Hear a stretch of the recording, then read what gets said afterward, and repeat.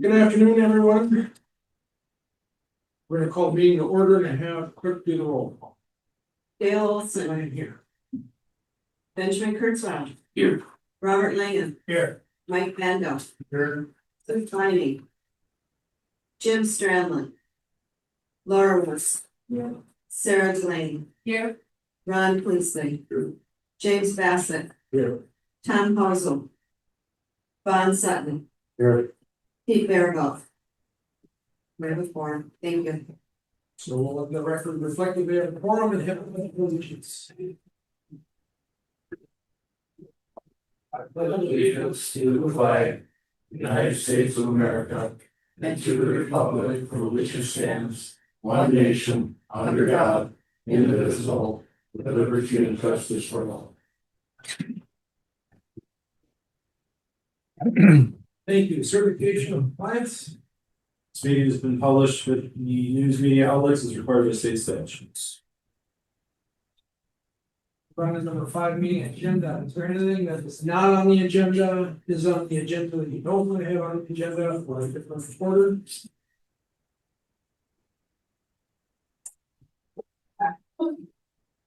Are we gonna talk about? Residential over the garages? So number 10 is. Number 10 is, I just call it having the living area, kind of broader. Okay, thank you. Anything else? Hearing nothing, we move on. Public comments. I have 2. Gene, can we have you first if you want to do public comment? Sure. I'm Dana Cola, 3634 Enboxen Camp Trail, Stillman, Wisconsin.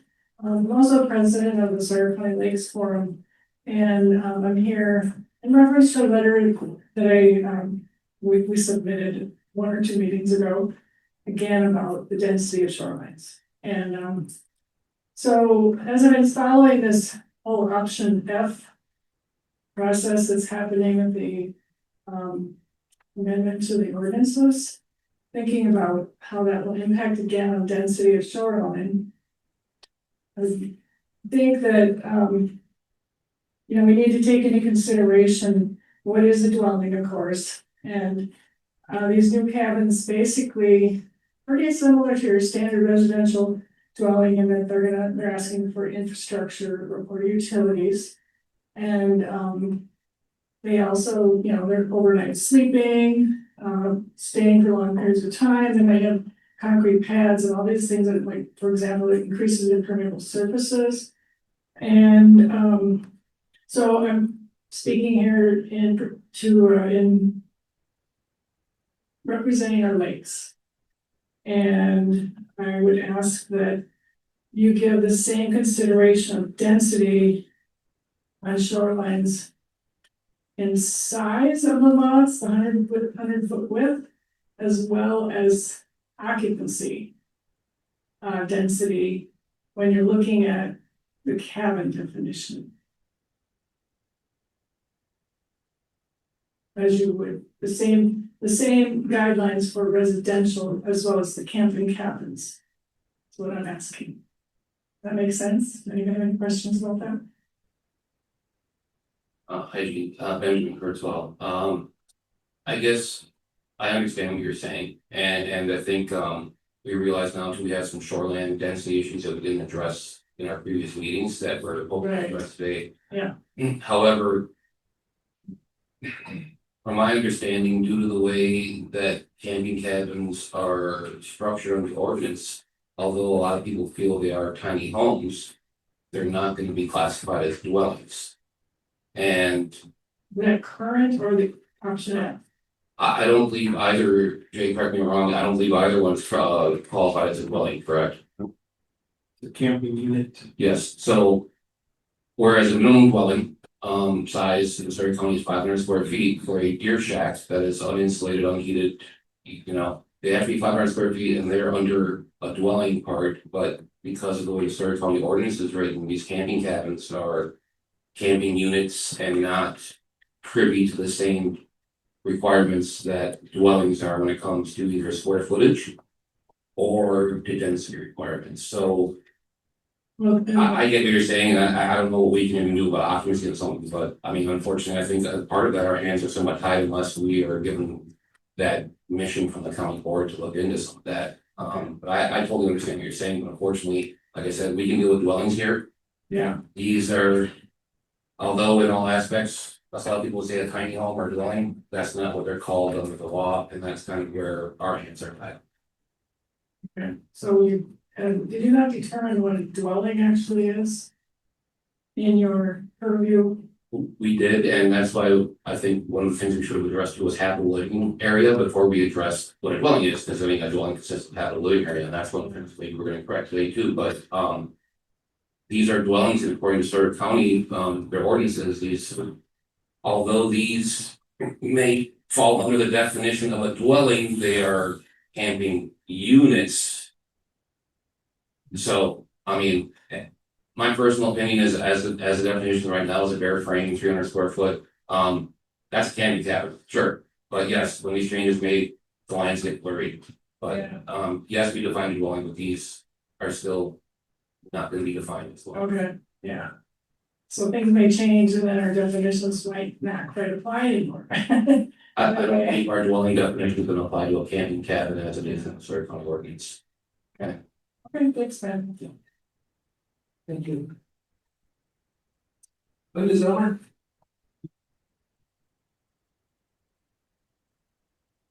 Lynn Zilmer, resident of Edgewater and kind of a zoning geek for 20-some years. I just wanted to maybe redirect between the legal definition in Wisconsin between a dwelling and a camping unit. The issue still is the shoreline density. And the Wisconsin Conservation Congress, their spring 2025 survey had two questions that made it. And it was basically because of campgrounds in Washburn County. One of them is requesting legislation to require the state to establish some kind of shoreline density for camping units. And the other one is to upgrade the gallons per day estimated flow from camping units, because right now it's 30, many other states have 100. And for these more or less seasonal campers, both of them address seasonal campers, which is what that is.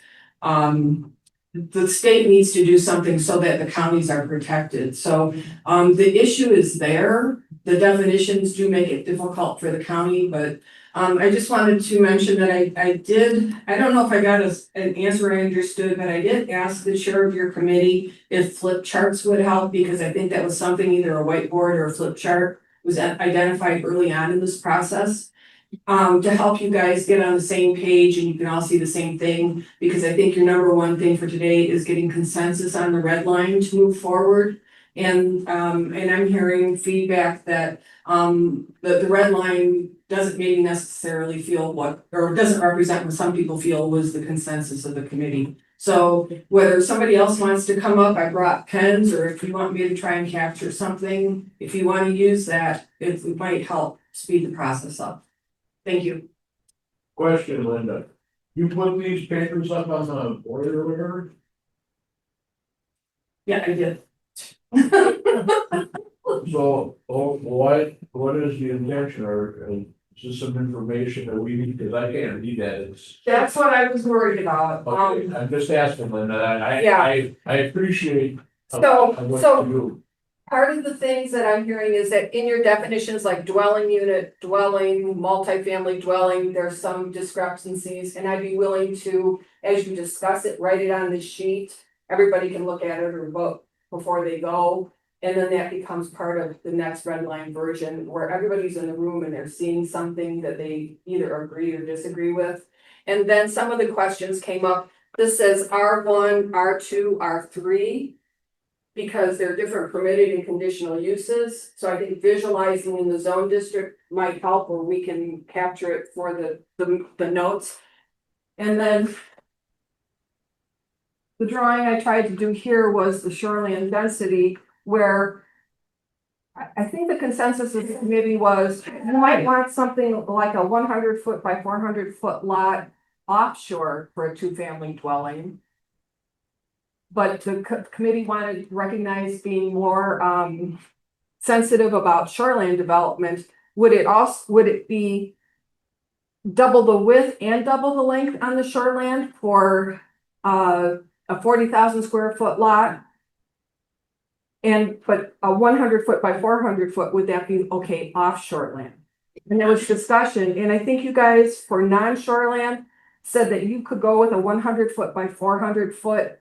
And it was also including multifamily dwelling for, when you have like a 3-unit dwelling, a multifamily dwelling. What configuration lot would you want to specify on your table 18 dimensional requirements? Because right now, we say either a 1-family or a 2-family lot, or 1 or 2-family dwelling can be on a 20,000 square foot lot. Once it is amended to correct for previous amendments that made it sound like you could only have 1 dwelling unit on that lot. And so I think you guys have agreed that a 1 or a 2-family dwelling can be on a lot. But what is the size of that lot gonna be? Whether it's off shoreland or on shoreland. So I was trying to use visuals to get people to see. Because when you're just talking back and forth, it's hard to know if you're all understanding the same thing.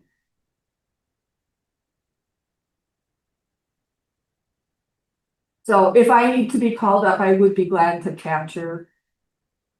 Perfect. Thank you. Okay. With that, we will move on to approval of the minutes of the May 1st meeting.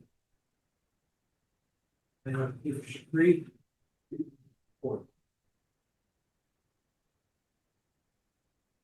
Chairman. It says here on roll call on May 1st that I was absent, but then I made a motion to approve meeting agenda. Well, chair and roll call I marked absent. Number 3 roll call says absent Sutton. And if you go down to number 6, seconded by Sutton. I think, Kathy, correct me if I'm wrong, it's Hosel absent, Sutton. And Variable absent. You're here. Yeah, it was, You got comments. You got comment in there. Yeah. yeah, but the roll call says absent. Okay. No, that was the council perhaps Sutton and Bearable absence council, not. Sutton absent. Oh, okay. I misinterpreted. I apologize. Okay. Motion by Kinsley to approve, second. By Lamb. All in favor, signify by saying aye. Opposed. Various. Red line version 8, following page after the minutes. Thank you, Kathy, for all your work in doing those minutes.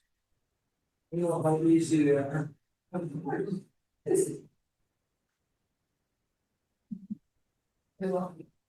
Anybody want a jumping off point?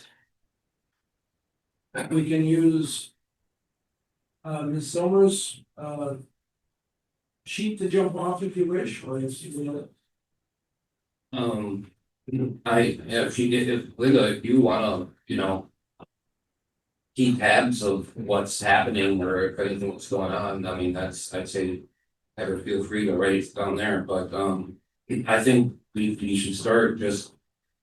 Starting beginning the red line version on page 5 here, and just kind of go through each line and make sure that we're all on the same page with these. And again, I hope everyone brought their notes from the last meetings and recollections. I rewatched all the past meetings, some of them multiple times, so I feel pretty good about my recollections and my notes, so let's see how we go through 101.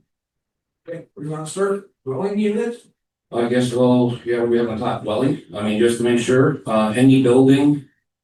The red line version would be contain any building that contains 1 or more, or I guess, okay, this is going, 1 or more dwelling units, is that 2? 1 or 2. Or 1 or 2, sorry, 1 or 2 dwelling units, we're clear on that definition that we approved?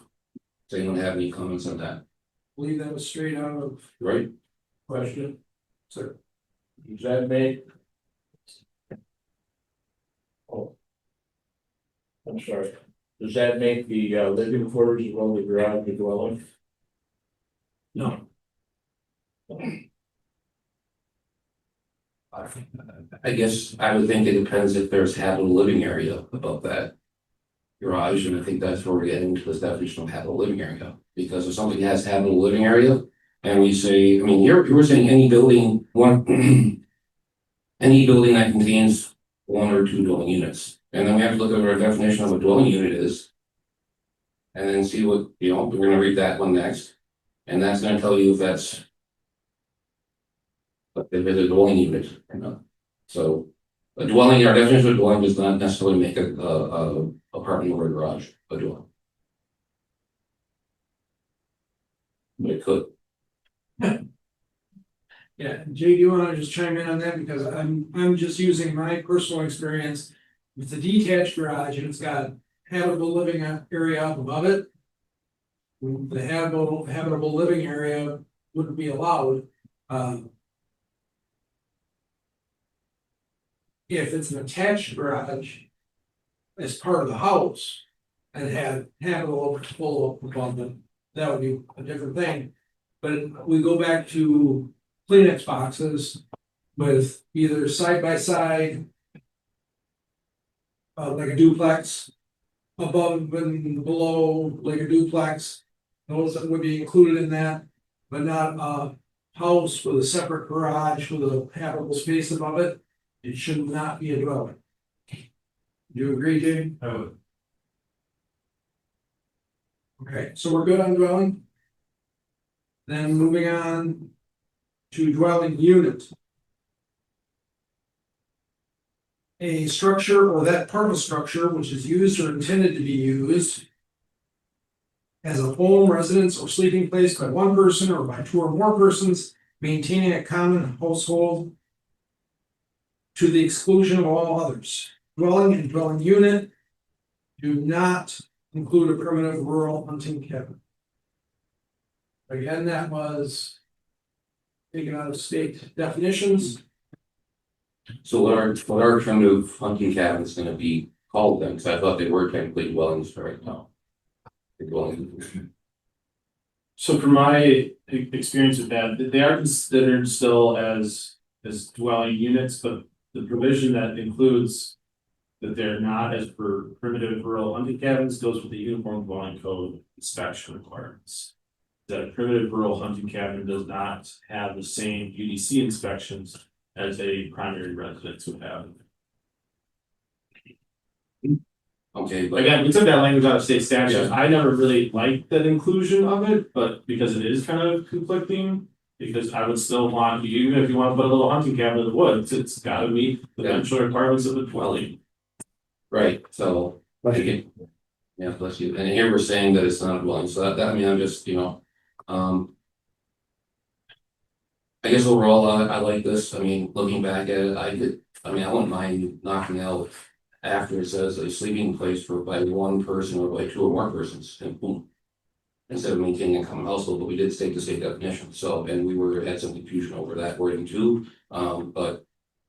Are we okay with our current definition of a dwelling unit? Does anyone have any issues with it? My same question. The living quarters above a disconnected garage considered a dwelling unit? I mean, looking at this, a structure or part of a structure that is used or intended to be used as a home, residence, or sleeping place. I think that seems pretty clear then, if you have an apartment or garage, I think that's gonna fall under a dwelling under this definition. As long as it's not a primitive hunting cabin. And I think it would, and they've been stamped for the last 20 years that says no habitable area. Yeah. 20 years, would you say? Yes. Anymore? That they've had no habitable area above when they build a garage. So if it is a dwelling unit, that's habitable and it's not. So it's a dwelling unit, but it's illegally done. Yes. God, okay. Sorry, Mr. Chairman. No, I think it's pretty well. Do you want to include the primitive rural hunting cabin in there? I mean, that's what the state had. And Bob, I thought you had something on this when we were talking about initially, so I don't know if my memory serves or not, but I thought you had some input about the hunting cabin. Primitive rural hunting can really include into sewer, septic, I don't know if anything is required by the ordinance. So it would be, not actually, in my opinion, considered a dwelling. But it does allow people to sleep. So there is a catch-22 if I've ever seen one, used to be, is because a lot of these hunting cabins, people will take, portable propane heaters, use them inside, so somebody perishes in that. It would be a habit wire. My only concern is if we exclude it from the dwelling, but again, according to Sawyer County, they're still gonna treat it like a dwelling, because they're still gonna require a land use permit, they're still gonna require minimum size, and so it seems like either we can change this definition to exclude them, but what is the county gonna do then in the future? Because like Jay said, he still was gonna want them to meet the minimum requirements for a dwelling. Exactly, so the problem you're dealing with is, they would have a structure on and it's on land. I prefer you remove that language, because I can see someone coming into our office and saying, no, well, you can't say I can't have this dwelling unit out there, because this is my primitive rural hunting cabin. There's really no difference in my opinion, though the only differences would be with uniform dwelling code as far as, like I said, plumbing, HVAC, and other requirements like that. Yeah, the state had it in there, I don't know why, but there leads to some ambiguity if we keep it in there, and I prefer that was just removed. Dwelling is a place that people are sleeping in, I don't care, if it's your hunting cabin, you're still gonna need to meet all the necessary permits and dimensional requirements. And by keeping it in there, someone's gonna come back and say, no, you can't regulate this because it's my primitive rural hunting cabin, it's not actually a dwelling. So my question would be then, does it fall under the same requirements as a regular home, even though it is primitive there? Does right now, doesn't he? Yeah, and that, there again, that's the only difference with UDC, is there's other requirements in which a residence needs to be in they call it recreational cabin. But again, that's on a UDC aspect, and that's where I think some of that language with the state was trying to mix in with their other code, but that doesn't really jive with some. You're still gonna have to meet their other requirements, so again, I would prefer that it would be removed. I don't see why you'd wanna keep it in there, just to leave the ambiguity. So as a rural, primitive hunting cabin, whatever, allowed to have a septic system? Sure.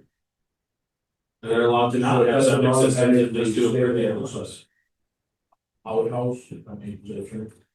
Only, it could be modern enough to have running water and flush the toilet. Yeah, if you have pressurized water plumbing fixtures, you need a code compliant sewer system. You do not have pressurized water, aka well, and or plumbing fixtures, you still need some form of sanitation, and that would be in the form of an outhouse, pretty, or a junk, composting toilet, or considered.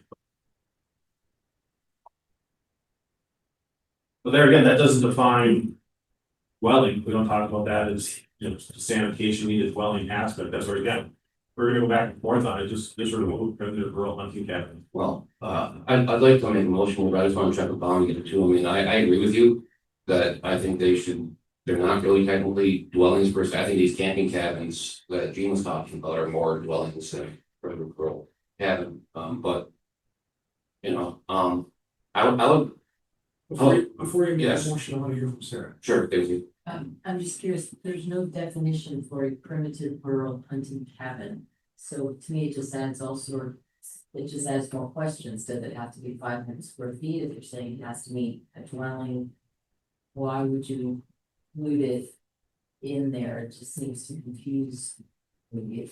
So, there's hunting cabin wouldn't be negative, dwelling would. And then you're gonna see people buying park models and the tiny houses and the camping cabins and saying, no, this is my primitive rural hunting cabin. We're taking language out. And require it to be the same as well. There's a definition primitive rural hunting cabins existed before 1977, I think. That's what our state. Right, but they're not current. Right. Yeah. Yeah, I think we should just go ahead and, Is that a motion? I'll make motion. I'd like to make a friendly amendment to Vaughn's motion. In a second, I'd like to change the definition of dwelling unit to just end after the residence or sleeping person by one person or by two or more persons, period. We don't have to maintain a common household to the exclusion of all others, and we don't have the rural. Is that amendment okay, Leo? Sounds like mine. Okay, now, discussion. So what does that do with the amendment? So, yeah, we're whacking the permanent rural hunting cabin. To the exclusion of all others. Is that going to change anything as far as, where is the Newland or someplace? As far as renting, motelish, you know, that kind of thing? Well, that's what my concern with maintaining a common household. If we're saying that a dwelling unit is a structure or part of a structure, which is used or intended to be used as a home, residence, or sleeping place by one or two more persons. That sounds like a dwelling unit. And What are the maintaining a common household? I know we went through that. Well, what was that? Oh, They're not two separate families. Yeah, we were looking through state stuff on that, and we were all kind of struggling with that wording as to what exactly the definition of it was, and we thought we came to some idea, but I don't remember exactly what the idea was. But we just decided to go with the state version and just pop it in there, so it's. State's version includes that. Yes, and we were having a hard time figuring out exactly what does it mean? Yeah. What does maintaining a common household mean? to the exclusion of all others. Linda, you have an idea on that? I get smacked for being attempting to do it, sorry, so. Okay. That answer. Very good. And, Jean, well, I'm sorry. so there's, I mean, if we think of dwellings as a place somebody sleeps, like call the garage, the bedroom. But common household includes kitchen, the living room. Laundry room. So I think to me, that's what common household means, the whole, like, the whole house. Not just the sleeping quarters. What period should be out of common household? So that would mean that you're saying that it would have to, well, then it's not just a home residence or sleeping place, it's a home, if you're gonna have all the rest of that. So I mean. And we'll get to habitable living area later, but when you look at the definition of habitable living area, it seems pretty clear also that what it is. And it doesn't say that you need to have a kitchen or a laundry room to have a living area. But Living area just the bedroom. well, here it says a home residence or sleeping place. It's a dwelling unit, but. Anyone else, what do they think about this maintaining a common household and to the exclusion of all others? I think people way smarter than me probably put it in there for a reason the first time, so I don't mind taking it out after common household, but it's probably there for a reason. Well, if we're gonna, okay, then I would say we have to keep the to the exclusion of all others, then too, we just can't say maintaining a common household, we have to include it to the exclusion of all others, whatever that means. Okay. So we're striking I'm gonna retract my friendly amendment to Bob's motion, and Bob's, I'll second his original motion of mixing it after the exclusion of all others, and we knock out the dwelling unit do not include a primitive rural hunting cabin only. There we go. Sarah, are you thinking about it? I am, I'm sorry, my mother was an English teacher. It seems redundant to have by one person or by two or more. And just say one or more persons. I agree, but if we're gonna make the state stuff, let's just. I'd say just, That's what the state does. that's what the state is, yeah. It's pretty defensible in our, And ours, yeah, we're not adding in too much. Yeah, and we need to draw a line when a hunting cabin, primitive hunting cabin, whatever you want to say, There's no longer a railroad hunting cabin anymore. We don't, if we strike it out of dwelling unit,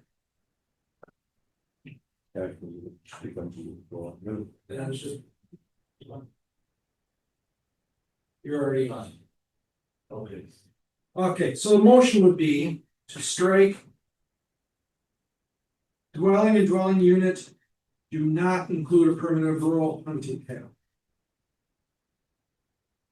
Any other discussion? Hearing none, all in favor signify by saying aye. Okay. All opposed? Motion carries.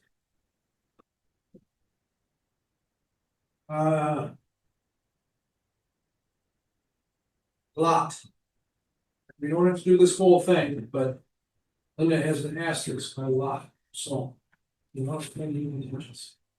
Okay, and looking at definitions, again, a parcel of land occupied or capable of being occupied by one building or one dwelling.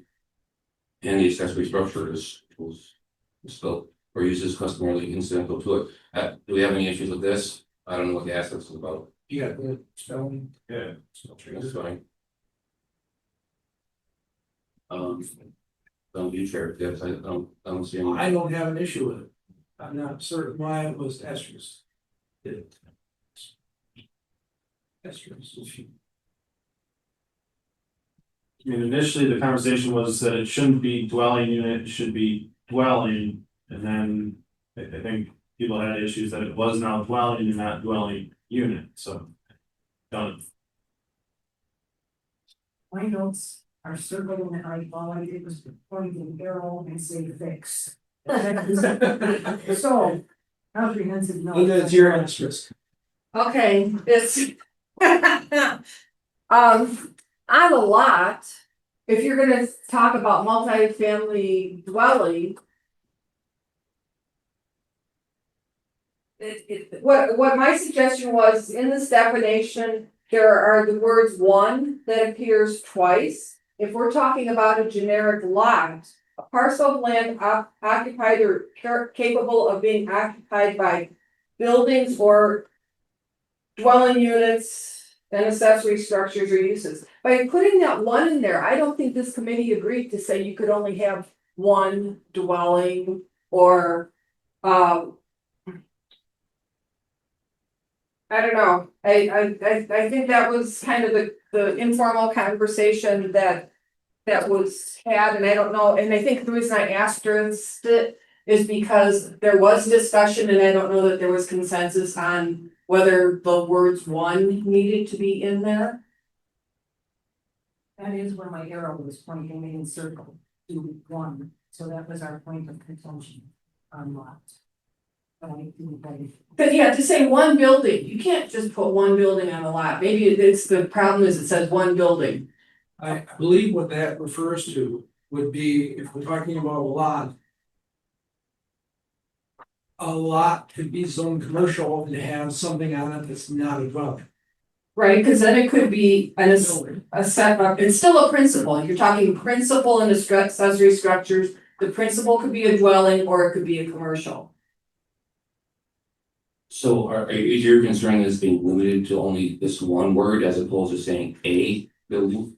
Well, it just says okay, I'm gonna break it up, a parcel of land occupied or capable of being occupied by one building.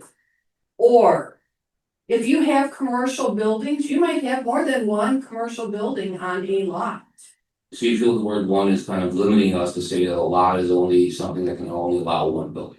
That's what I want the discussion to be, if you have concerns. If all we have to do is change a word to a building or one or more. And that would,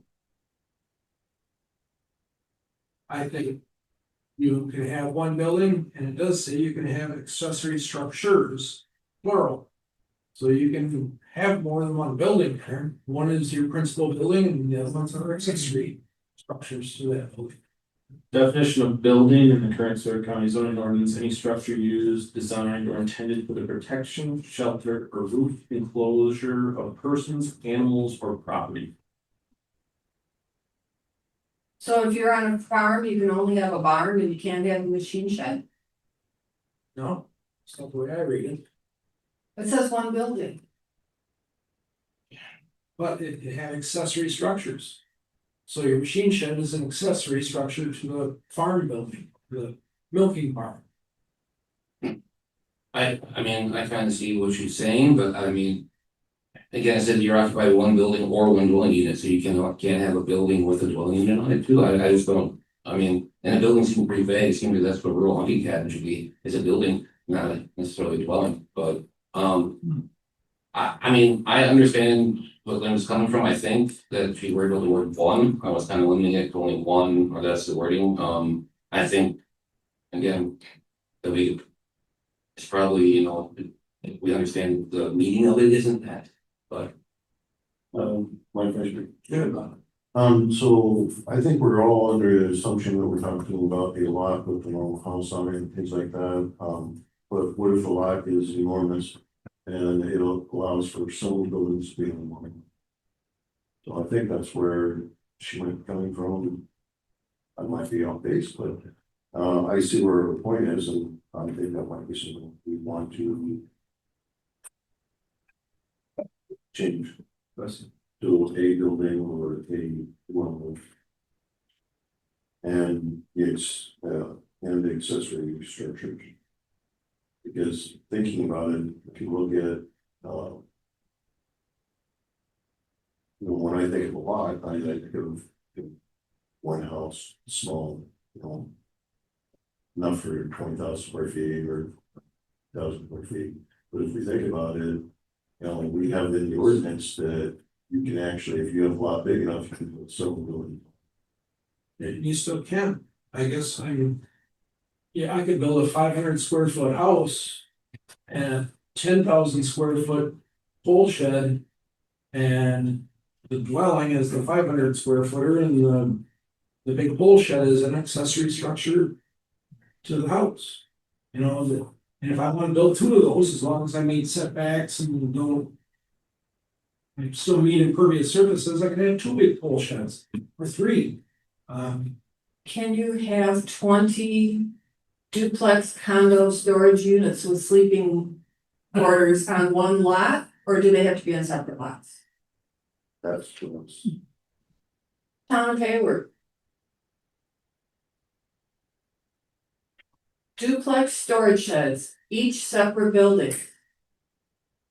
Each have habitable living areas. Not have habitable living area. Well, okay, I'm sorry, well, that discussion, but I mean, they have a bathroom and they have a sink, but my question is that this is the situation that brought it up in my mind, is we have a lot. It's a commercially zoned lot. And I forgot the number, if it's 20 or whatever, and there'll be more, separate buildings, you have separate buildings. This says a lot, you can have a building, they're all the same use, they're all the same structure, there's multiple of them on one lot. By this definition, yeah. If they're accessory structures. But they're principal, because they're not accessory to a principal. Similarly, for example, the plywood storage units, you've got 4 or 5, you know, storage units on a parcel, whether it be in CC. They're identical buildings, but they are buildings, no dwellings, no nothing, so. Putting one, do you call one a primary and all the rest accessory, it's semantic conversation. I think you should get rid of the word one in front of building. I think you should keep the word one in front of dwelling. Because that is where, and that's why that was initially added. We were getting requests from people wanting to build secondary houses on one lot. Right. Not separate dwelling units as a 2-family dwelling, but separate dwellings on the same lot. So that is why This is that one it might- should be underlined and emphasized. But All I think got the for you. rule of one building and change it to a building. Would probably be a little cleaner. I still move that we change the word one in front of building and replace it with a. Letter A. Motion's been made. Second. Seconded by either Rob or Ron, whoever you want to do first. I'll take lot B. I think 40 acres. What? 40 acres. So there's no size limit to the definition of a lot.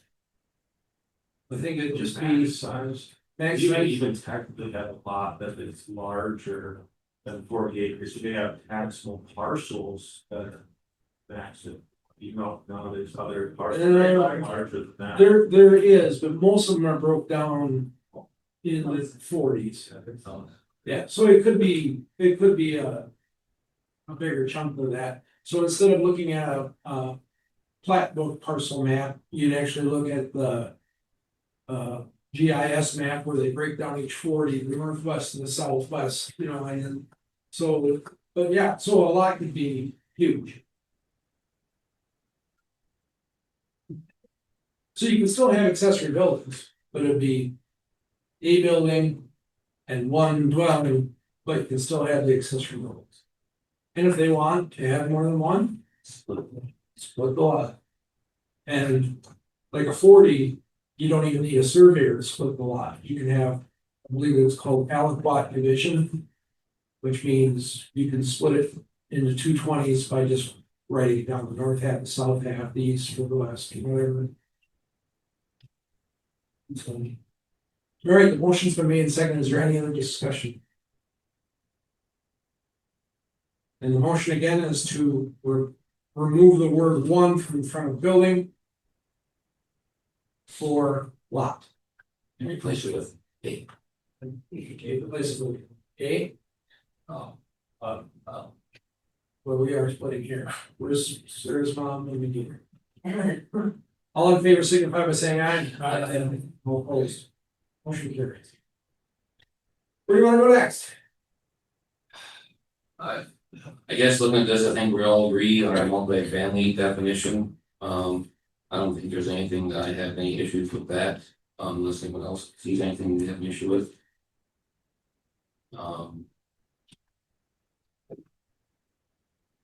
Any comments on that, anyone? Oh, okay, well, we need. So resort, I think this looks pretty much good too. I guess there are some questions about the last red line part on the definition of resort where we said on the same lot. I don't remember us necessarily saying that, if that was our intention or not. I just open that up to see if anyone else has a different recollection. No, I think that because there are other resorts that have some of those. So is a.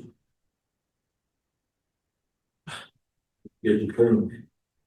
So is a short-term rental a resort? Got the same definition as they have the same state documents licensing that a resort does. So is it a resort? From my understanding, one of them is not, but if you have two of them on the same lot, you're renting both out as short-term rentals or rentals, then it is. Your definition, well, I mean, it should be. I mean, if you're renting out two places, if you rent out one, it's right to rent law, from what I understand.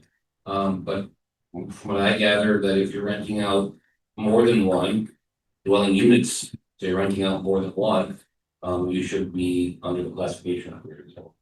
So. The one, no, one's legal, like they start using more than one, that's when it gets into the definition of resort, I might say. So maybe I slept through that part of the meeting. I thought when we were discussing a resort that if an adjoining parcel had a structure on it with the same owner, and that owner was operating a business that covered multiple, had cabins on multiple parcels, that could be considered within a resort. So my question was, I don't remember having them have to be all on the same lot. Because I thought we had talked about an example where there was a parcel next door with a cabin on it and it was being rented or in a commercial sense, along with the rest, that's part of a resort. So it was on the same lot that conversation. That's what I thought too, and we got to the discussion of if these people wanted to jump through the hoops of creating multiple LLCs. Where they had LLC 1 through 5 on 5 properties.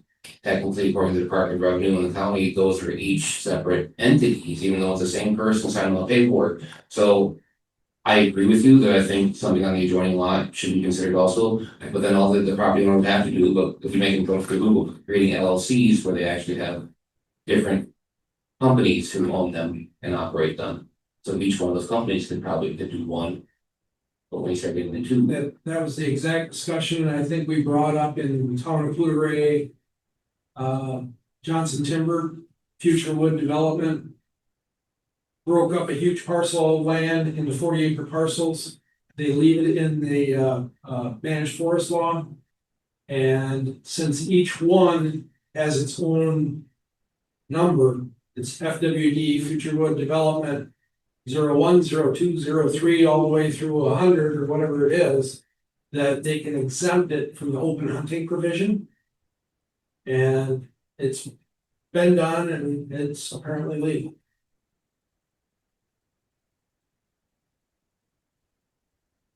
Go ahead, Linda. Thank you.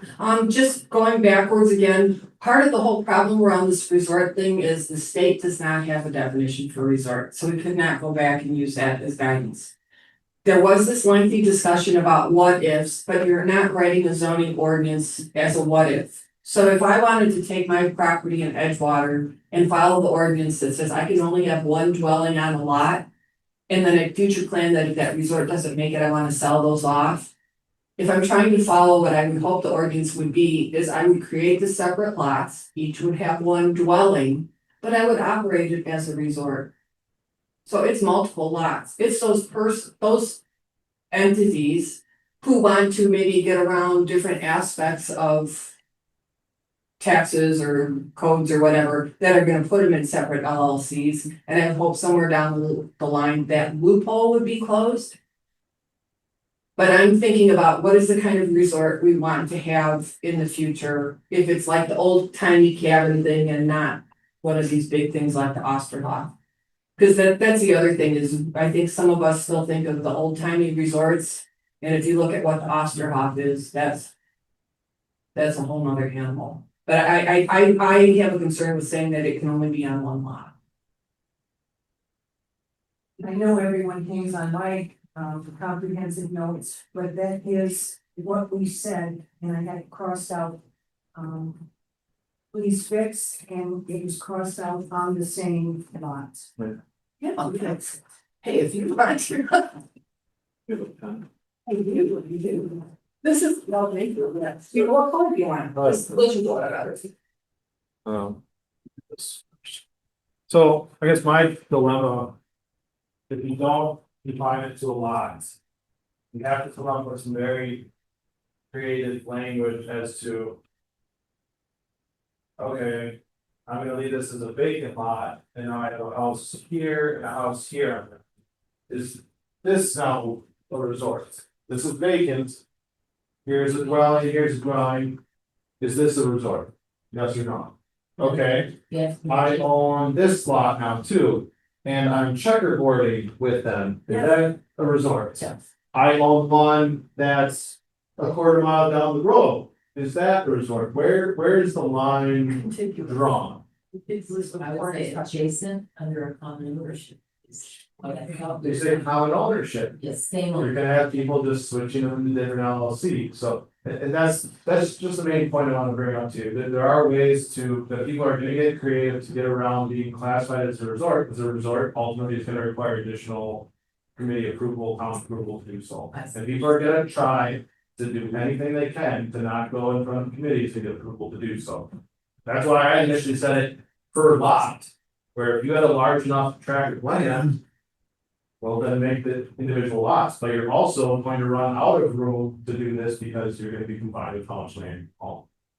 Well, and again, I understand Jay's rationale, but not everyone's gonna be able to start buying the tracts of land across the lake and checkerboarding stuff either. There are a lot of existing properties right now who could easily, if we don't do something, could probably, fall through the loophole, so I understand the situation with Jay, at this point, I'd rather have him jump through the hoops of making LLCs then, instead of just making it easy, but, that's my opinion.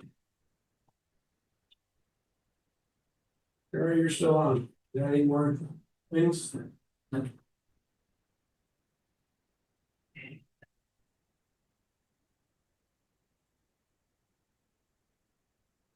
Okay, what's consensus here? Do we want to strike the phrase or the wording on the same lot?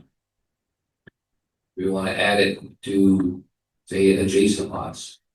Or not, on adjacent lots, or we want to just strike it, we want to leave it the same. That's what we just talked about. Same one. Do adjacent, you gotta define adjacent as well as, Yes. is checkerboard and adjacent, because technically you can't legally walk the checkerboard around the state of Wisconsin. So they are not adjoining properties of that point, your checkerboard. They may be adjacent, but not adjoining, so you gotta be very crafty as much language you're using. I guess that, yeah, I have to look at the definition of adjacent. Contiguous? Yeah, that's contiguous. And contiguous is that's No. means, Checkerboard would not be contiguous. it's touching the property. Or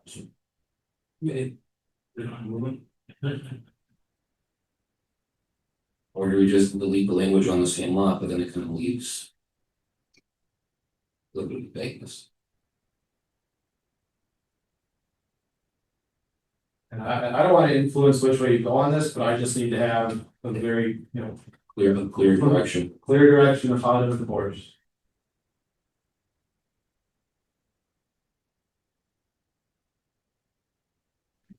There was a really good question as to what's the difference between a resort and a SRT? You know what?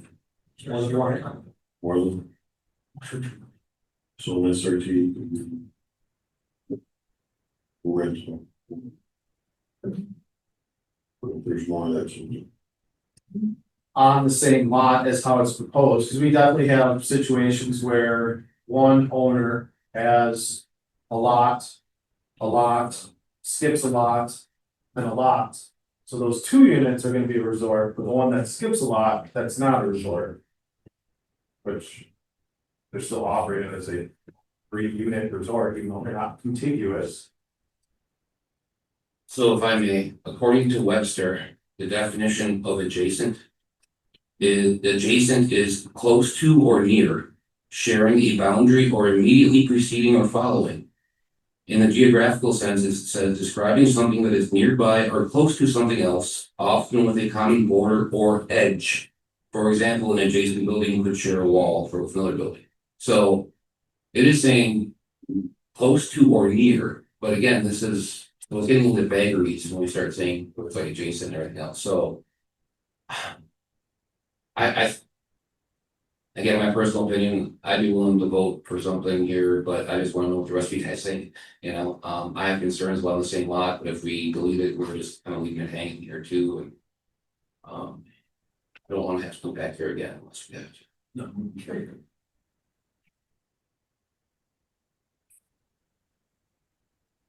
Any questions? Sorry, I'm not sure I can answer them for the rest of it. There is a situation where there's a shoreline lot with a dwelling, a back lot directly behind it with a dwelling, owned by the same owner. Both are short-term rentals. Do they have to be called a resort? Is there an incremental requirement if it's a resort versus 2 short-term rental units owned by the same owner and rented by the same owner? As we later have it defined as part of what requires a conditional use permit, absolutely. And that's the crux of difference. calling something, classifying something as a resort. So if we're gonna make that change to what the resort definition is, that has later consequences as to. You can't do a resort in an R1 zone district. Right, where I'm headed is this individual, we'd love to make him get a conditional use permit, but he's got 2 parcels and 2 rentals. There is one resort, just wants to rent two dwellings. So there's no way to force or make it become a resort and require a conditional use. Well, if it's the same owner's name, I mean, it depends here, if we pass this on the same lot, that no. If we don't, I guess there could be a scenario where that could be potentially considered a resort.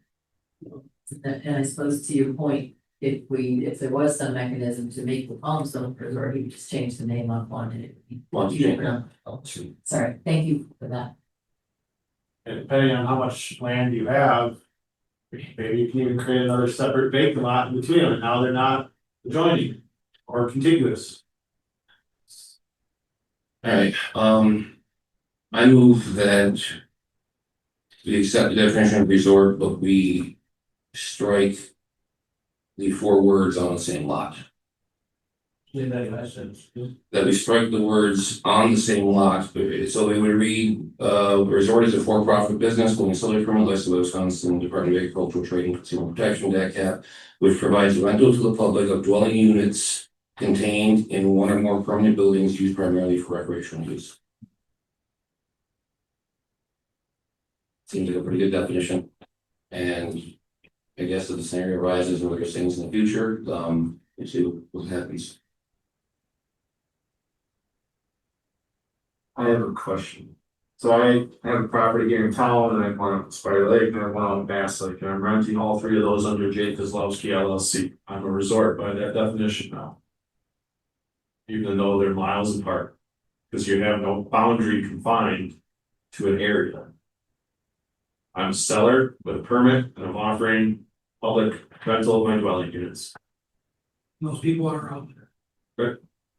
So you're saying you have an LLC with 3 or 4 separate rentals running them as a business, but they're not contiguous, and if they were contiguous, they would be a resort business, but since you have them separated, they shouldn't be.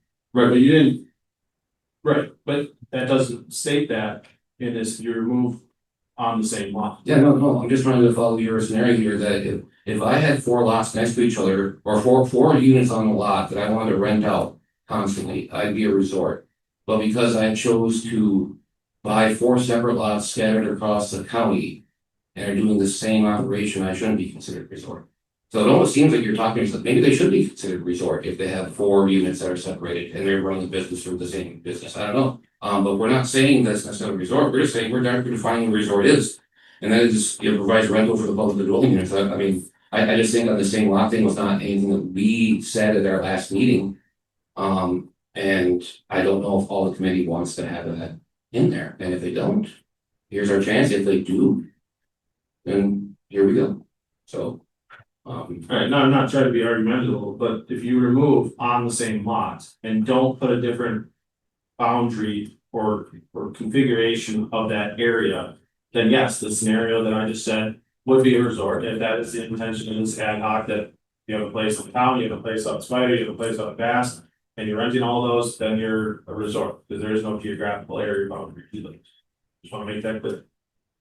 So. You've got your scenario that you just said right there.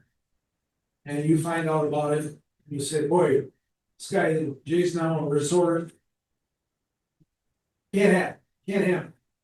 They come into your office, what is your advice to them to supersede the? Change the LLCs. So what we're talking about is we're gonna make them do some paperwork gymnastics. And I think when you do stuff like that, you're self-defeating. It's paperwork. The other thing, if you call it a resort, it's in 3 different municipalities, so who grants the conditional use bit, how is that? Right, because if you take out lot and don't replace lot with some other contiguous tract of land or contiguous parcel, whatever order you want to use there, then there's no confined space or areas. But, So I actually just looked up the definition of a resort on Google, Wikipedia, whatever. A resort is a self-contained establishment designed to provide most of all vacationers' needs within its premises, including accommodation, food, recreation, and entertainment. self-contained. if it's premises. That is a AI definition and not a state definition, I and understand. um, It's food for thought. so how about this? I can rescind my original motion, and so I would make a motion that, because I just looked this up too, I looked up the definition of contiguous. That says sharing a common border or touching. To me, that would mean if you're touching corners, you are contiguous. So I would make this, I would move that we change the wording on the same lot to on a contiguous, or on contiguous lots. Or on one lot or contiguous lots. How do we want to do that? I mean, because contiguous seems to say now where it's, if they're next to each other, maybe that's an option we want to have. If they're all separated all across the county, no, it's not every other. I don't know if that's something they would. I like contiguous better than adjacent. It's a little clearer. It is absolutely clear. Right. Go ahead. If you put it one or contiguous lot. That covers all areas of it. It doesn't, if it's contiguous, then Jay's scenario would not make it classified as his work. That's correct. Okay. But if they are separate lots. Same thing applies that it can be Jake Kozlowski 1 LLC and Jake Kozlowski 2 LLC. And it blows the contiguous thing up one way. Yeah, at least that is not for reach. All right. Yeah, Ben had a motion there. Was there a second to that? There was. Read that again. Yeah, sure, that we accept the definition of a resort, but here's after it says, which provides rental to the public for dwelling units contained in one or more permanent buildings used primarily for recreational use. On the same lot or on contiguous lots. There a second to that? I'll second that. Second by Laura. Discussion. Need that horse to death. Hearing no discussion, all in favor signify by saying aye. Aye. Opposed. Motion carries. Anybody need a break or want to sally forth? Sally forth. So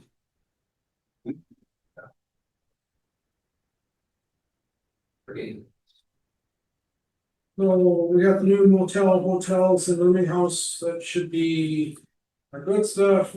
First rooming house, that was right out of the state, short-term rental was out of the state. Short-term rental has 30 days in it. Do you want to know?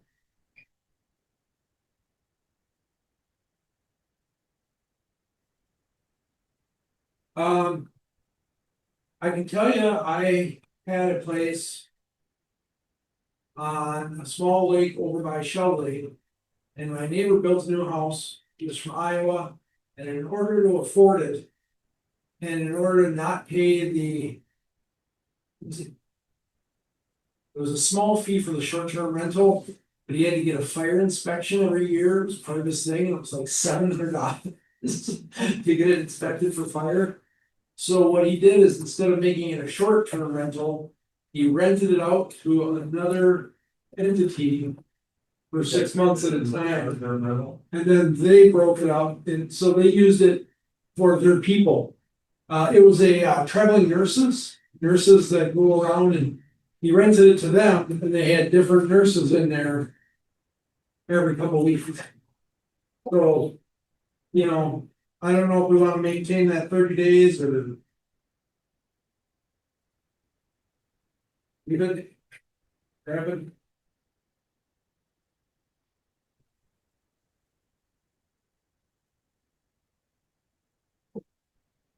You can make it the emergency. It's not what's in the rights at all.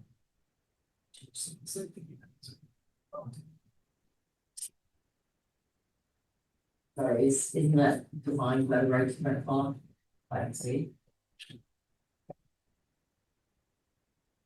I don't know, but. Jay is tapping furiously, so we'll find out very shortly. All right, we'll put a pin in short-term rental. We'll go with the new bed and breakfast. Okay. Short-term rental, this is definition from the Sawyer County. Sawyer County Code of Ordinances, Chapter 14, Article 4, tourist rooming house and short-term rentals. A short-term rental means a residential dwelling that is offered for rent or fee for fewer than 30 consecutive days. So. It's already codified in one spot. Right, so I grabbed the definition of short-term rental from a definition from our HHS tourist rooming house ordinance. It would be. Silly to change it. I would agree because, the definition of the state is a tourist room house defined as rental residential dwelling for less than 30 consecutive. Sarah, you good with that? Yeah. Discussion? Now we'll move on. Better practice. I believe that was also right out of.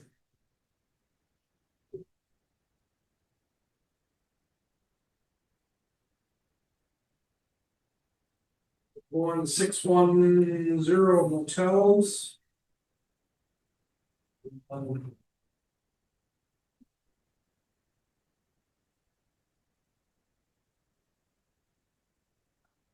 Yes. So then there was we changed it to C1. Yeah, just ultimately we removed multi-dwelling development from the ordinance. Multi-dwelling development did refer to hotels, motels and resorts. When we remove multi-dwelling development from the RR1 and R2 zone district, we go back to where it discusses motels, so we had it still in there, well, you could do it in RR1, why use that as a definition or an example there in that scenario? But it's, you can't do it in anymore with their proposal. Set up the big bold definition. That is what we agreed last time. Okay. Then let's move on. We're not kidding over that. Go ahead,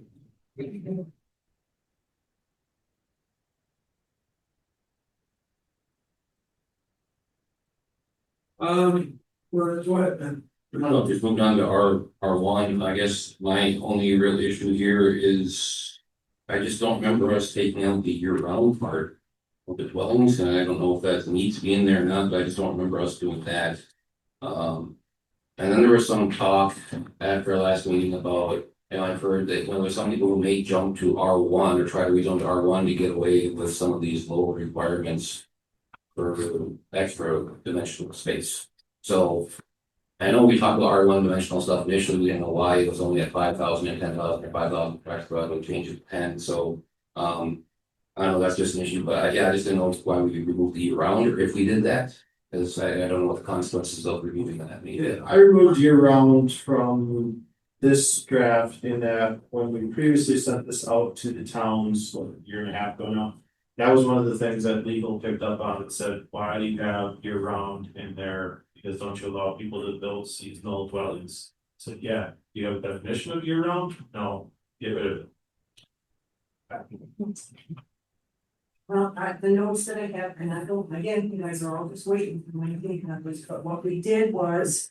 I had discussion and then my little arrow and it was crossed out and then we said leave it. So did you tell us that last time? I Did we miss No, it? I don't know if I told you that or not. I mean, you leave it in there, you should also have a definition for it then. What is year round? Over 50% of the year? Does that mean I can't build a seasonal cabin? What would be the question that would ask that, if you keep year round, like, what is year round? And year round is only in R1 right now, as opposed to all the rest of the zone districts, because I think that was the only one where I saw it was moved from. Yeah, that was probably something that was stuck in there back when the zoning ordinance was initially created. Maybe that was always the intent back in the 60s, that these were gonna be year-round working class houses. Well, It's not. Jay's looking for that, why don't you go ahead with it? Yeah, I think the reason that Ben printed out all these materials to give to you, so you could look up things. And I want to differentiate too before I tell you that there are definitions in your ordinance for seasonal and year round.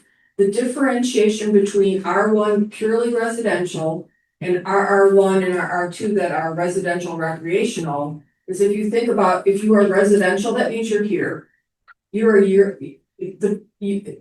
You would concentrate infrastructure and have higher densities and invest the public money in having a residential zone district for year-round dwellings.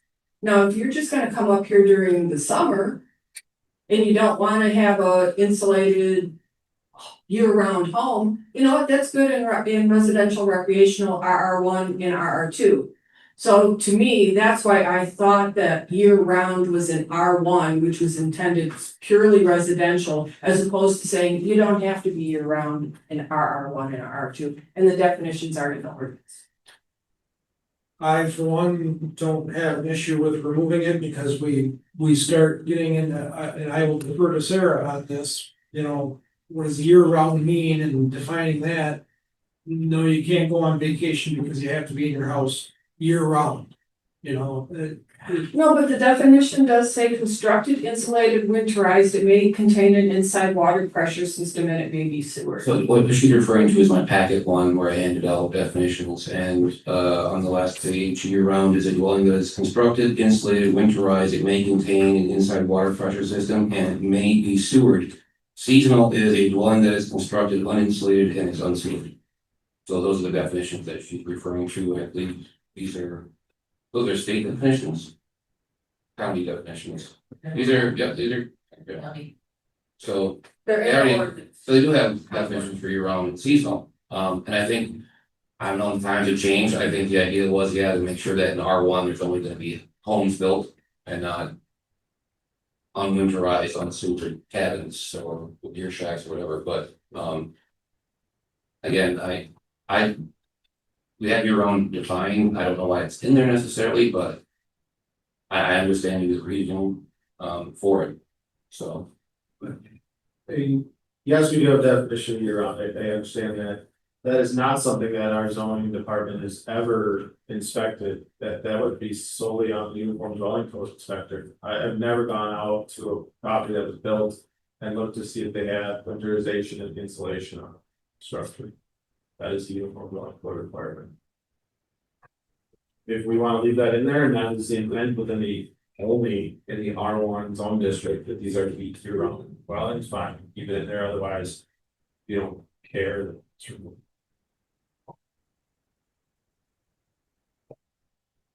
all right, you were still. I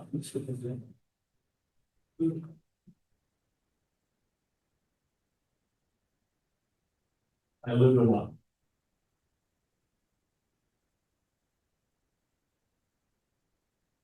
I'm living in a house that's not insulated. In the R1 zone district. Violation. I'm trying to remember, I have three different, my 40 acres is divided into three different zones. Four. Agricultural. I think it's A1, F1. And then I have the resident, something resident, I don't remember. But yeah, commercial. Oh, that's right, I got 6 acres as commercial too. My house was built during the war. 1944. They put up the studs and then laid the stone on the exterior wall, but they leaked the stone into the cavity that is usually reserved for insulation between the studs. There's no. They got that insulation as part of the. Maybe I should scroll down. Your place is good guys, though. Yeah. I can stay there during the winter, but it's not, according to what you're saying, it's not winter. All right, how's the committee feel? Do we want the year round in here for R1 or do we wanna have the red line go forward with it take out?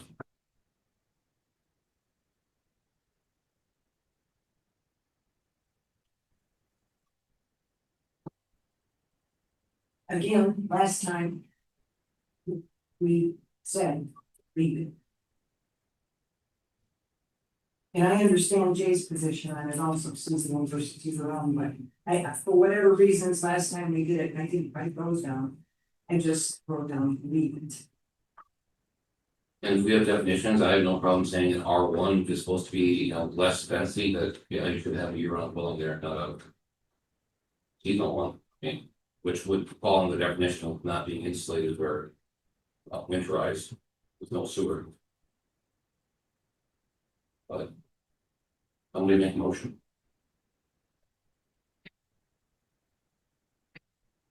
I've got to ask, is it even possible to build a house now without insulation?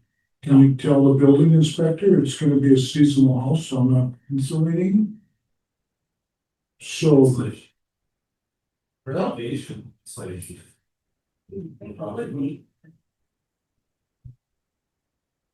Only if you're building a deer cabin without insulation. I mean, we're talking about one. yeah, there we go. So I mean, that's. We want the dwellings, but the deer shack that's uninsulated, unsewered is considered a dwelling also. So that's what we're talking about. R1, do we want to make sure it's only year round because it was in here before, or do we want to say it doesn't have for year round or seasonal, which may or may not, it's all UBC stuff anyway, so.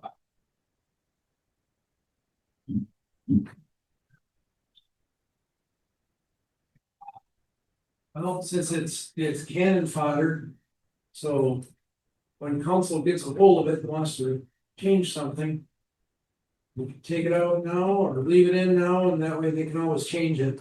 Leave your pick. That's the point. I'll make a motion that we put year round back in front of the dwellings, and if we end up having problems with sort of legal, this will be one that we can easily get. Would it read better? Would it read better if we replaced year round with full time? No. Yeah. Definition here. Yeah, we have definition year round on full time. We need to get a second to the motion before your discussion. I'll second the motion. Okay, motion made second, discussion then to remove, to leave year round in development. So it would say 1 family and 2 family year round dwellings under only the R1, so I'm just. Just know I'm gonna probably capitalize. We're gonna probably capitalize a bunch of those because they do revert back then to definitions. Yeah, if it's got a definition, I didn't think it did. That's your. Any other discussion? I don't hear anything, so motion made to leave year round in front of dwellings under permitted uses for the R1 zone districts. All in favor? Opposed? Just for Mr. Bassett's edification, I looked it up. You have 3 zone districts, including industrial. Industrial. It's where your house is. So you could have one of those Dr. Seuss factories with the. The power plant.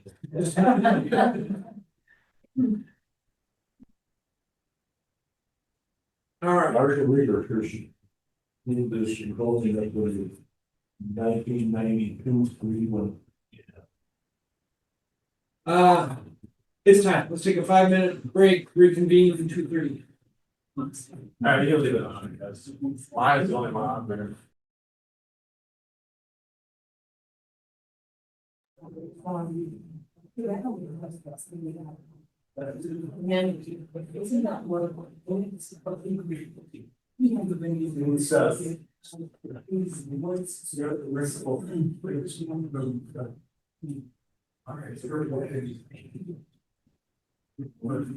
Okay, we will reconvene.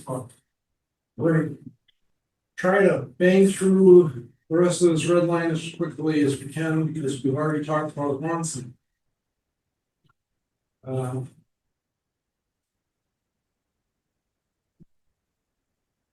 think we left off, there's an R1, may I take the reins for a second? Sure, absolutely. Okay, so, you just did your own thing with the residential 1, we all agreed that we had no problem with the multifamily dwelling definition. And we all agreed that it was a permitted or a use authorized or conditional use in R1 and the PUD zone districts.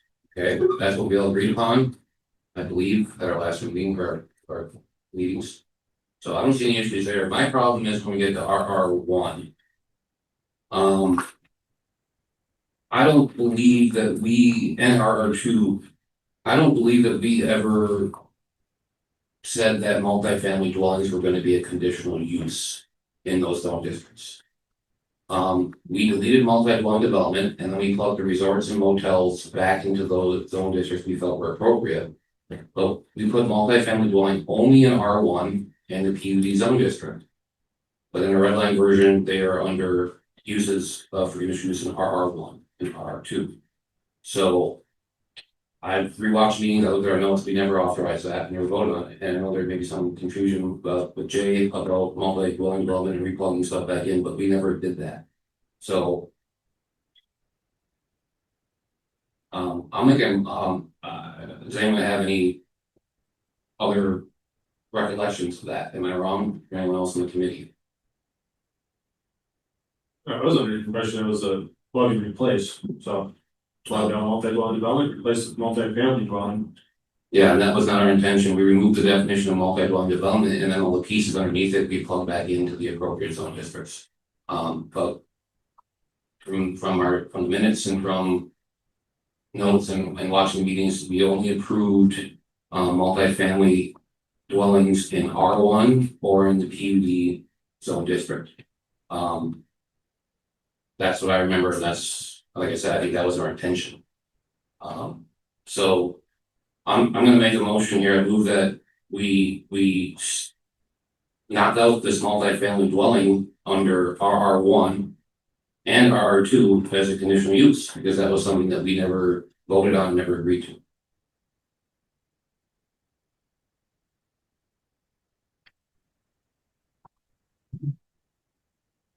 Second. I'll second that one. Second by Bob. Okay, discussion. So, yeah, I remember we talked about it ad nauseum and I actually think you're correct that we never did say that, and I can see why Jay did that, was it was like take out the multi-dwelling development and replace it with multi-family. But was that what we intended, was to have multi-family in there?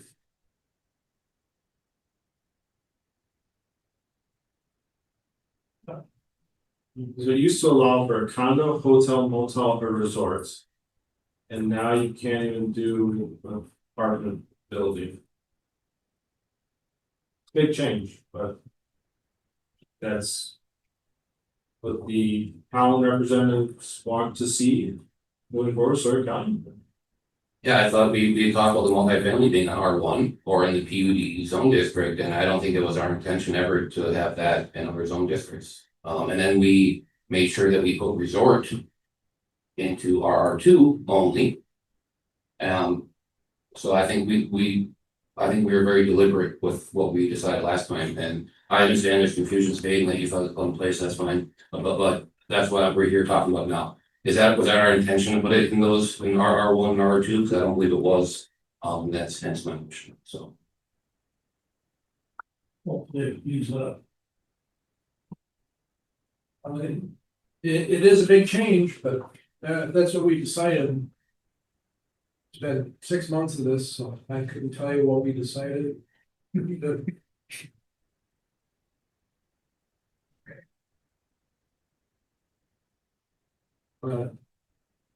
other discussion? No, my only question is what's the impact? You're gonna have a lot less areas where someone can make an apartment complex. Without getting proper rezoning.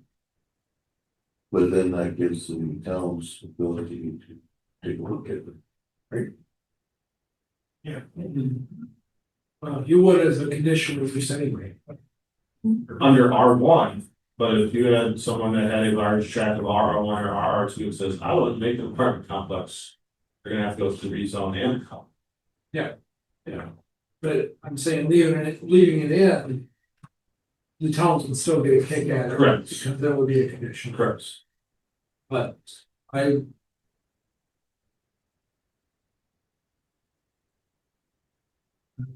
have my own opinions on where we're going and you know, we as towns have been dealing with this now. Watching watching development that doesn't seem to be single family dwellings anymore. And there's still more people coming and more people coming, but they're staying in park models and things like that, and the short-term rentals, but we're not really seeing any building, which we get tax revenue off of. They don't give you tax revenue off of the park model. Yeah, the businesses make extra money. The roads still gotta get paved, the hospital's still gotta run and all that kind of stuff. School buses still gotta go. Motion has been made and seconded to remove multifamily dwelling from R1 and RR2. Hearing no other discussion, all in favor, signify by saying aye. Aye. All opposed, motion carries. Keep rolling, Ben, you're on a roll. All right, thank you. So I don't know, does anyone else, those are the majority of the issues I had, I think, with the red line version. I don't know if anyone else had some of their other concerns with any other parts of the red line that they'd like to address here, because those are the majority of my concerns with it. I think we should take a kick the cat on section 18. Very good. Or is that already on the agenda? That's part of that line. No. So section 18, basically, when Jay adds this footnote, it's gonna be on the bottom of page 10 out of 15.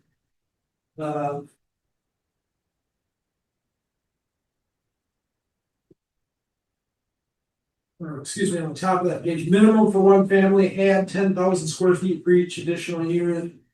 Over one plus any additional area required, blah, blah, blah, blah. That harkens back to Linda's chart there. So in the shoreline district, does it need to have additional? So Not the shoreline. your footnote is only referencing the R1 zone district still. And that is where if someone wanted to pursue a townhouse, row house, apartment complex, say you wanted to have a 4-unit apartment complex with 4 dwelling units. You need 20,000 square feet for the first, 10,000 square feet for each additional ones, 30,000, 40,000, 50,000. I mean, 50,000 square feet of land area for a 4-unit apartment complex, only allowed within the R1 zone district with a conditional use permit. The other aspects, if someone wanted to have a duplex, a 2-family dwelling unit, that is still 2 dwelling units contained in 1 dwelling, which is a permitted use in the R1, RR1, and RR2 zone districts. In the RR1 and RR2, you're gonna still need double the minimum dimensional requirements per that zone district. It's only in the R1 that you get the slighter reduction of square footage. So it would be the configuration of that square footage. Correct. Right now, it was just specified as lot area. So we didn't care how you got to your dimensions, but I will mention before you start going on shoreline, we prohibited multifamily dwelling and 2-family dwellings from the shoreline district. So I don't think we need to go into shoreline to manipulate the lot dimensional requirements, because you can't do it, period. Right. So do we care if it's 200 by 200 or 100 by 4? Does that make a difference? Off water, I don't know if it makes as much of a difference, but again, there are situations where we have 2 units on a 100-foot lot right now. Or depending on the legal case that comes out with the accessory dwelling units, of whether those can, whether those legal non-conforming can be used for, living in. I mean, what if this is my concern, I guess, and it's more of a density thing, that we prohibited those from happening, but there are places where there are 2 units potentially that could rent out in the future, and I guess that was a part of the thing under resort or under density, that if someone's going to rent or use these properties differently in the future, that they would have to have double the frontage and double the area for each dwelling unit that they wanted to have. But yes, I see that, you know, two-family and multifamily are not allowed in the shoreline, but there are examples out there right now of existing structures that are more than one dwelling unit on one lake property, so. Yeah, I think if we get through this, we probably should bring that up again, you know, as the path to existing structures in the shoreline wanting to be resorts. I don't know what we really talked about, we certainly didn't put anything into the ordinance as to how someone gets there. We only allow you to be a resort within the RR2 zone district with additional use permit. But can you be a resort in shoreland? And then to the extent, do we need to have additional density requirements for resorts in shoreline? And I think we do, because we're gonna have these, I think a lot of these 2-unit resorts, depending on what happens with the ADUs too, but there are potentially in the future, a lot of places that could have 2 units renting them out both in the future. And if we don't get in front of that and say, hey, we think you should have 200 feet of frontage, if you're gonna rent out 2, there could be problems on the road. So that was something I think that we should address shortly. No, that's going forward, correct, then. That would be going forward. Yes, and again, let's just look at this scenario where you have 2 different scenarios. One, you have a house with an accessory dwelling unit that may or may not be legal to rent in the future. Okay, they're on a 100-foot lot. Or you have a situation where you have an existing 100-foot lot with 2 legal non-conforming structures that are already there. They're there legally. Now, you can use them as your house, but when you start renting out 1, you're doing the right to rent off. You start renting out 2, now you're technically gonna be qualified as a resort.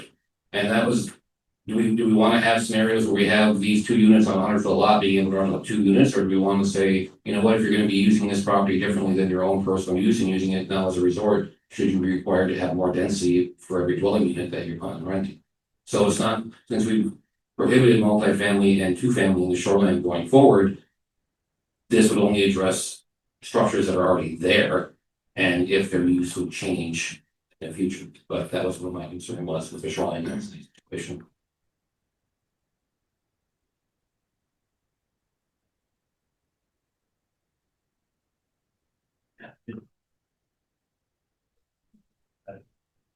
All capacity limits. Mr. Bass approach, can we tap into the post capacity limits? And that's set by the state, and they actually do it on cubic feet of the house. Versus society. Yeah, sources, sorry. So my only question to this point is.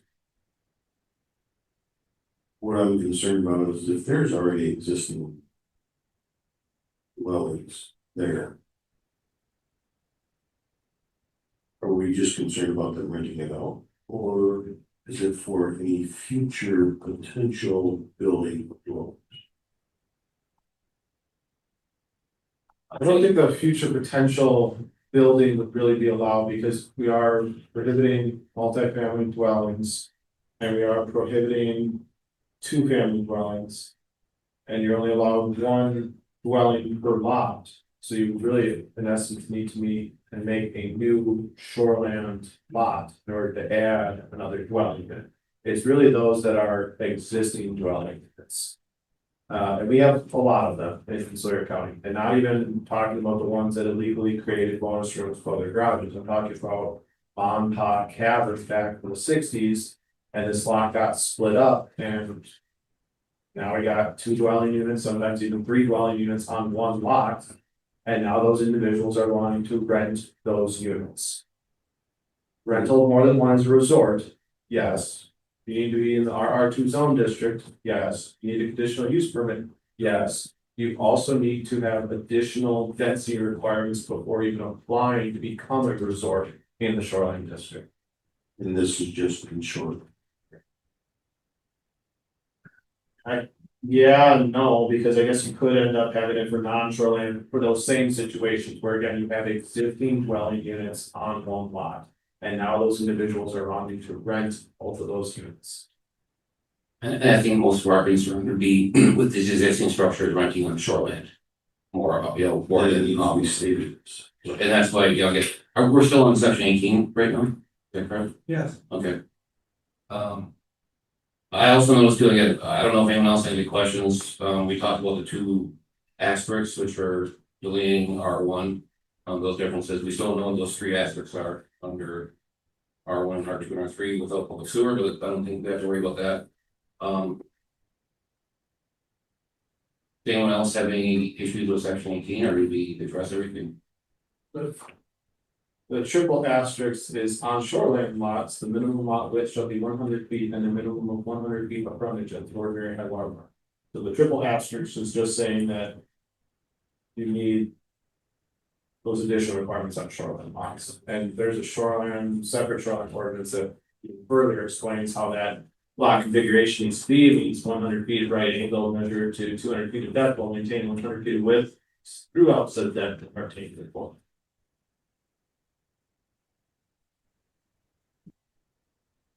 Thank you. I'm gonna go back to those of you who were here when I brought the Kleenex boxes. Cause that was where I was trying to get the point across that you can't have only one dwelling unit per lot, and that by your permitted uses in the 3 residential zone districts, the number 1 permitted use is 1 and 2 family homes. That, and I don't think it was the consensus of this committee to eliminate 2 family homes in shoreland. The shoreland ordinance as it reads now allows 1 dwelling per lot. If you leave the shoreland zoning ordinance alone with regard to 1 and 2 family dwellings, you have consistency across your 3 residential zone districts as the number 1 permitted use.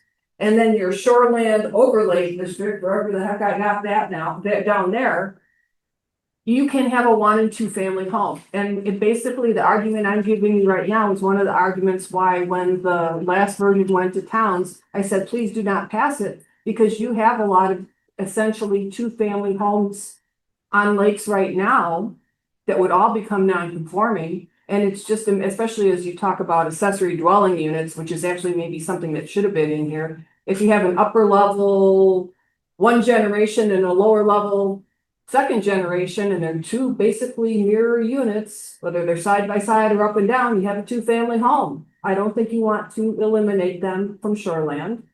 And I think when you say a PUD could be in shoreland, and then you would have to be able to allow a multifamily dwelling. So I thought that the shoreland district, in my suggestion where I'm trying to anticipate legal review, is you kind of leave it alone. And then the other thing about rebuilding that table, I thought the table was going to incorporate the dimensions and we were going to do away with footnotes.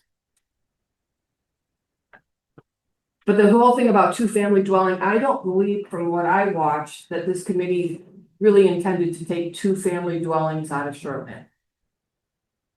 Meeting number 3, I have notes, MDD not allowed in shoreline district, including 2 family dwelling units, no duplexes in shoreline. That's MDD, that was multi-dwelling development, that's why you took out multi-dwelling development. No, including 2 family dwelling units, no duplexes in shoreline, that's what I have written down. There was a motion 3. by Mr. Bassett at one of our meetings to prohibit multi-dwelling development and duplexes in the shoreline. Our next agenda item, we deleted multi-dwelling development. So that motion still stayed, and yes, we have, this is something that's been in the back of my head this whole time. We have this discrepancy where we are saying we're allowing 1 and 2 family units in all of these zone districts, but then we're saying you can't have a 2 family on the shoreline. I'm not sure if that what legal's gonna say again about our review on that, and that's another reason why I'd like to do shoreline density. In case we can prohibit 2 dwelling units on a lot in the future, that we have that taken care of.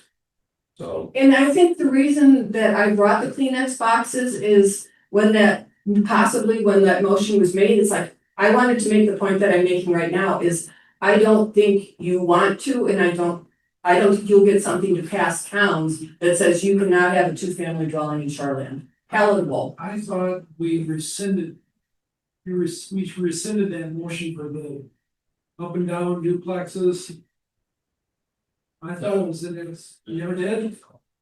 I thought we did. And that's why today's important. Okay, the number one thing that brings in money to Sawyer County is tourism. And if I remember, agricultural forestry is the number 2 industry in the county.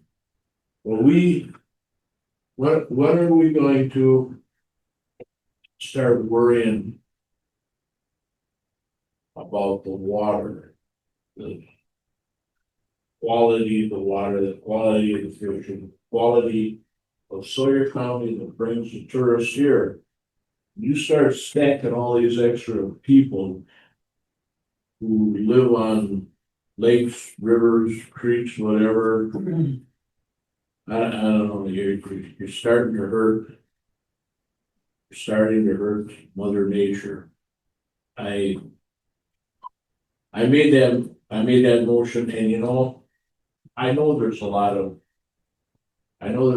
property that have duplex type multiple dwellings, but you know something? When you draw the line. End of story. Wait, Bob. To your point, in talking with the, leading officer of exodus for the tribe, Dan Darrell, and his assessment is that the number one degradation of the lakes in our county is impervious surface, which comes down to building, which comes down to roofs, which comes down to driveways. Right now, the DNR states that for a healthy lake to exist, you need 12% or less impervious surface. Our state changed that with 30% impervious surface and remediation. However, that does not take care of the impact that the overall surface area causes the degradation of lakes. So when we look at this, I would agree that there needs to be a density within shore. And we need to make sure that it is stringent.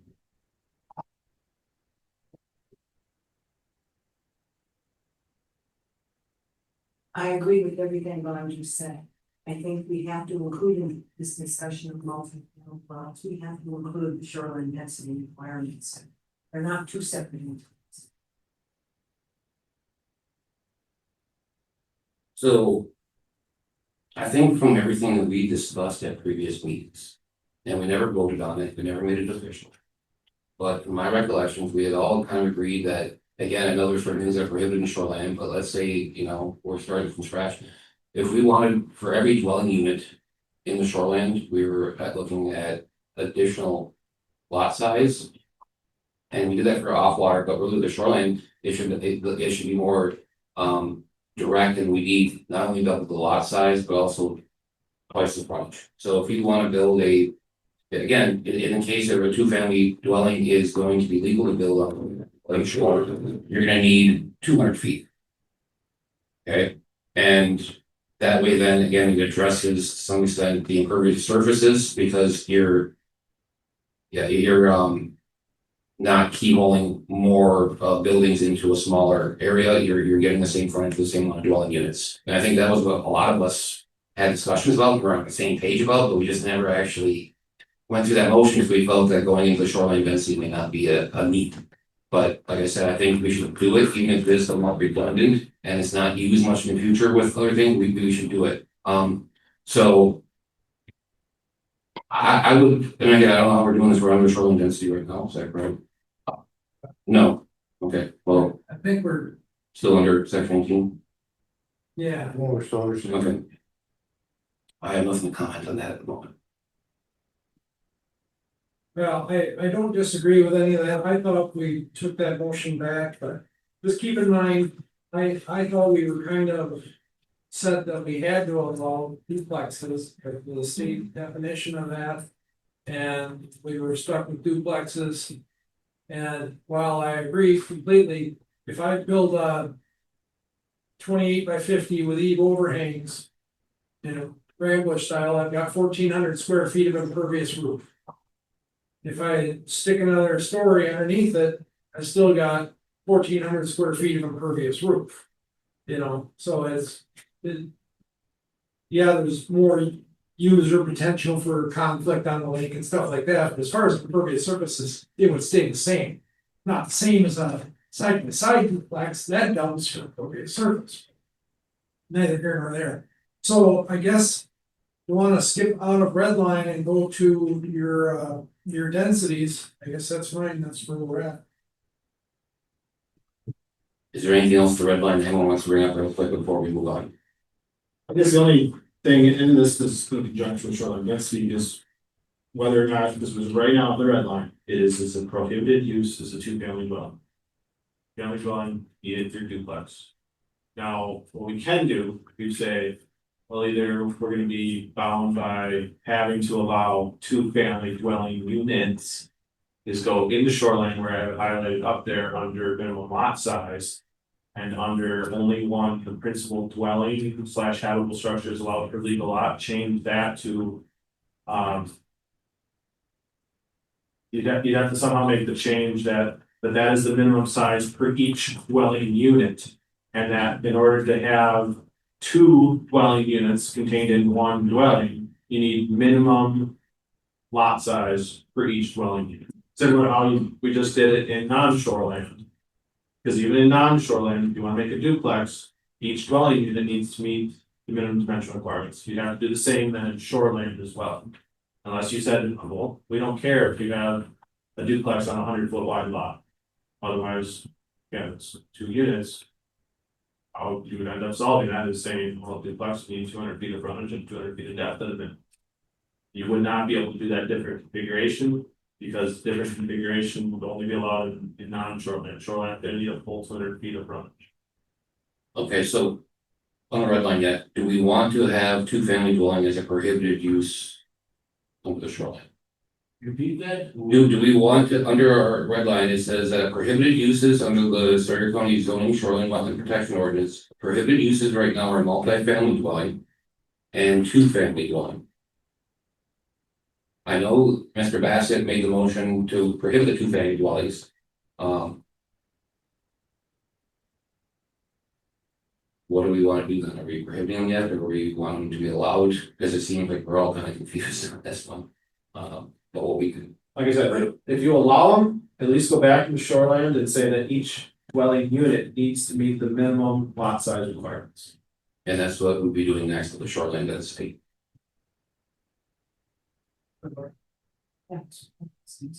Oh, Always one of them. would you want to do it through shoreline density and go back? Well, right now we're on the red line version, so I mean, we have to decide if we're going to try to prohibit them or not in the shoreline.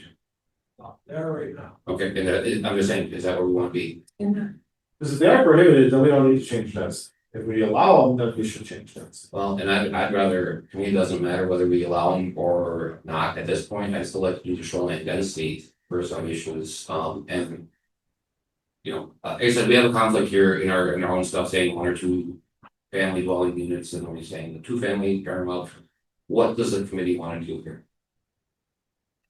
Keep it or leave it? I personally don't see that it's a big, I don't see anybody buying a lot and building on a lake today. I'm gonna build a duplex. I just don't see them doing that, because if you're gonna spend 250 grand on a lake lot. And probably more than that, because there's already a house on it that you gotta doze. Right. They aren't gonna build a duplex. Why not? Because you could rent out one side Yeah. and the other, and not be a resort. I think the people that can afford that aren't gonna worry about, oh, I can rent that out for the weekend. They don't flip coupons. But it makes for affordable housing, I can build a duplex and afford to live here, cause I'm renting out the other half.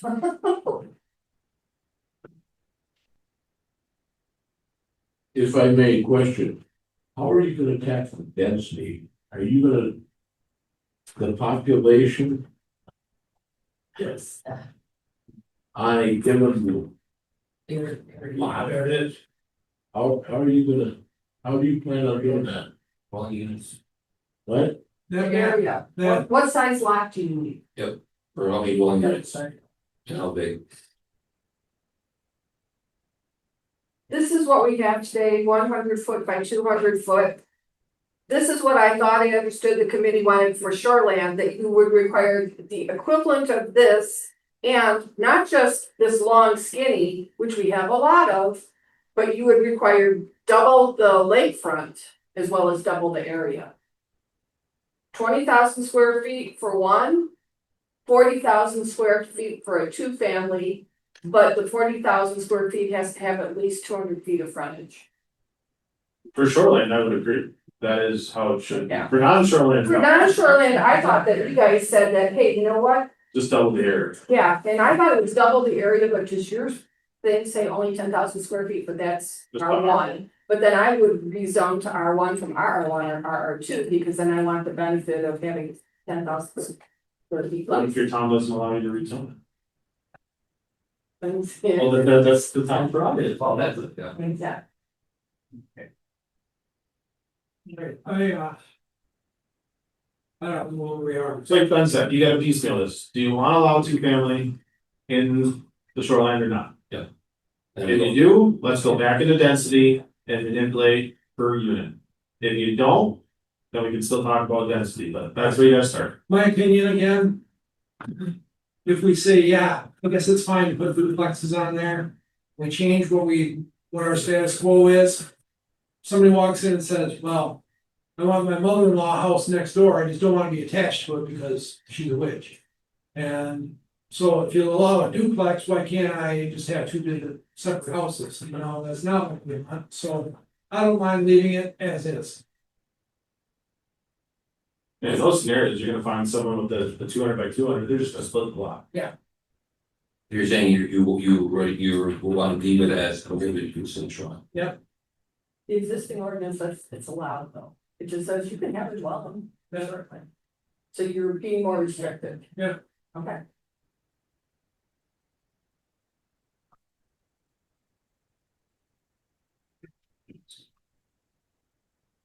Not hearing anything, we're gonna move on to density. So we can always go back, so let's move on to density. Safe travel on. So density. Guess we don't have to worry about that, really, if we don't change the. Goal of this head. Yeah, I guess I just, Most legal review says you can't do this, do you wanna meet again, or do you wanna give her two alternatives? well, I mean, I don't know, I don't want to speak for Linda, but I think the scenario I'm thinking of is if she says that we can't, if legal says we can't prohibit, we have a conflict here in our stuff, and then we can't prohibit two family in the shoreline. Then we don't have any density requirements. Then we would require us to come back to a meeting to work on those density. So, should we just say right now we work on density requirements and then. Hopefully, we never have to use them for a two family because it'll be prohibited, but they'll be there if the option, I mean. And my concern is, again, looking at resorts going forward with density requirements, you know, like you're saying, if someone wants to start renting out, adjacent, there's a lot of these places where they have existing. Resort cabins or, you know, other things, and we wanna have some type of a.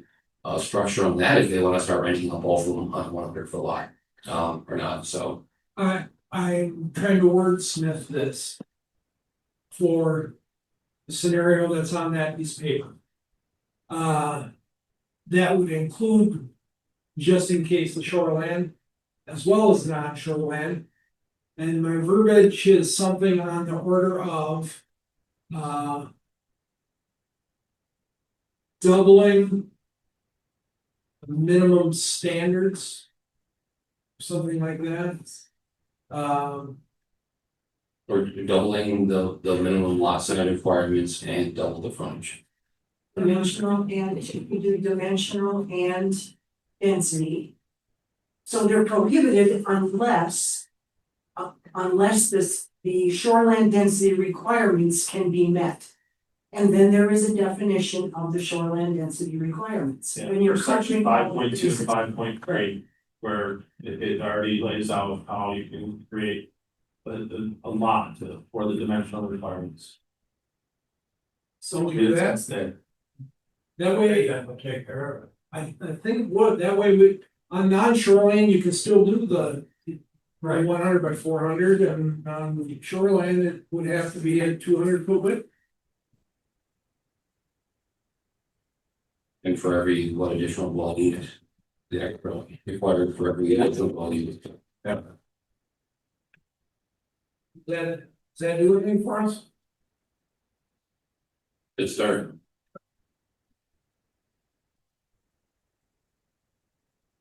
So we can say unless shoreline dimensional and density requirements as defined and meet. Right? Trying not to use the word shoreline in it, because right now. We don't have shoreline, but in case we had to. You know, I want it to double it. Regardless of whether it's shoreline or not, without saying shoreline. That makes sense. Okay. What's that? It actually would be, Oh. because it's 100 by 200, But this is a two family. I thought you said 100 by 400 was okay, non-shoreline. non-shoreline, and we still would think that, I'm trying to wordsmith it to where the shoreland. If we did end up with multifamily and shoreline. That. How we can say. You have to have the, Minimum, double the minimum lot area and lot width. there you go, I think they did it. Lot area and width, And then that's further described in 5.2 and 5.3 of the shoreline ordinance. yeah. Okay. Yeah, I would. I'm excited, Kathy. Sure. The only other one I wanna go back to is resort. Where do you need to have those dimensional requirements in order to apply for a conditional use permit to operate a resort? Because resort also refers to the condos. Same spot. And condo scenario that has 5 units on, I don't know, let's call it 190, be 219 feet of frontage probably here. So. Someone applied in an R2 zone district with a conditional use permit to operate this existing 2-unit development as a resort. On 170 feet of frontage. You don't have double the minimum. And they even applied to do a resort. Then if you say, no, they need 200. What are we gonna do with all these condo scenarios, which we've already classified that those are as now as the resort? Where Bassett owns this one, he wants to rent it out, Kinsley owns this one, he wants to rent it out, Dale doesn't like people, so he doesn't want to rent to anyone. So. Yeah, your vet wants to rent it out, so now we have 3 rentals, all different owners, all under one condominium plat, and they still apply to be a resort. That's my biggest dilemma. We talked about that, and I thought we came up with a solution that. Resort. You get two. Yeah, but he's asking if they were saying you're gonna need an extra 100 feet of width for every one of those rentals. On a situation where we're renting 3 units with 219 feet, they're not gonna have their 100 feet per rental. No, you Um, get two. I don't feel like they don't really have some issue with that, and they're gonna say, you guys can't suit up. Well, my scenario is looking at it again, if you have the one with more than 2 units on a 150-foot lot. I mean, no, they don't have the 200 feet, you know, but yeah, we get in the condos, again, condos don't really follow the rules that we're setting forth here anyway, because there's more than one dwelling on one lot. It's a lot of condos, so they're probably almost seems different rules at times, Resorts don't have. Right, and that's what we're talking about. and that's what I think they should, I mean, again, that's how we talked about dimensional requirements for a hotel motel to some extent on commercial. Right, So again, what's a resort is similar to hotel moteling with separate units. So why, if they have 6 units, why shouldn't they have 600 feet? I mean, that's just my thinking to make it. Congruent. I think that's, my obvious answer response to that is, well, they're existing units, that's why. And they're allowed to have them as existing units, but then when you start changing the use. That's where we start having our dimensional requirements place, and maybe legal will say that's not right, but I mean, I think it makes sense. We have a lot of condos up there, we have a lot of condos in the R1. We have a lot of people that are gonna get pissed off if we say, you can't rent because you changed your use, but you can rent. And you can potentially rent, but the other people in your condo, you can't rent now, because that would be the definition of a resort. And furthermore, the town isn't gonna allow you to rezone to R2, and furthermore, our ordinance prohibits. Rental because you don't have the density required in the shore. Those are my biggest concerns I with said- the red line that we've done so far. I said my piece on the condos that I think it's that the. Limited common element on each one of those, it makes it different from the condo as a whole. And that they can each do it because they got the outline on the condo maps. You know, their house is theirs, it's limited common element, and I think that usurps them from the rest of this, but. I took my beating on that already. So, density then, are we done? Also, we agreed to with the wording that you and Laura kind of worked up for shoreline density. Yeah, we right? should probably take out. Yeah, That's a what if, right? Yes, Where if legal says, no, we have to allow 2-family. Yep. Then we can come back in. it's already in place. Yeah. yeah, and why not have it there just, just in case of that, we'll deal with that. Do we want to address, well, let's deal with that one issue at a time. You wanna read that again, Kathy? Cause it was so. No, I got part, all I can get out of this, because everybody's all over the place, it's doubled a lot of area of the width, and then you went on. Whatever else, Say it again, Jay. yeah. Yeah, so if legal, if basically legal says you can't prohibit 2-family dwellings within the shoreline district. Then we're gonna go back into the shoreline district and say that for each dwelling unit. You need minimum the lot area and lot width. No, Right. the minimum lot area and width. So it takes care of our 200 feet of frontage. So we're not worried about the length. We're worried about the lot area and the lot width. Those would both have to double. And that way we don't have to say it's shoreland, we don't have to come back again and reconvene and make that change, it's already. So it would be in the asterisk on section 18. Where right now it says. It says something, oh, that's only for R1. That's and I mean, I could put it in the general ordinance as well, but I would ultimately. Put a new portion in the shoreline ordinance if we cannot prohibit 2-family dwelling. Okay. So. Basically, we're changing from just doubling the size, the lot size and width. The, we're kind of clear on that?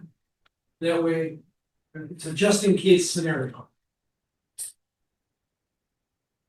I'll make a motion to approve the wording. I'll second that. All in favor? Opposed? Now we can move on. Okay, real quick then, do we want to try to say, and see what legal says, to say any new resorts are gonna need to meet that same requirements for every dwelling unit?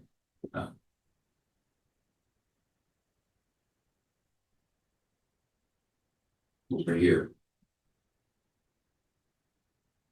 Or is it just we're gonna have them do depending, they have to be in the right zone district and they have to go conditional use permit, and that's it, and it doesn't matter if they have 100 feet with how many units. That's where we're at now.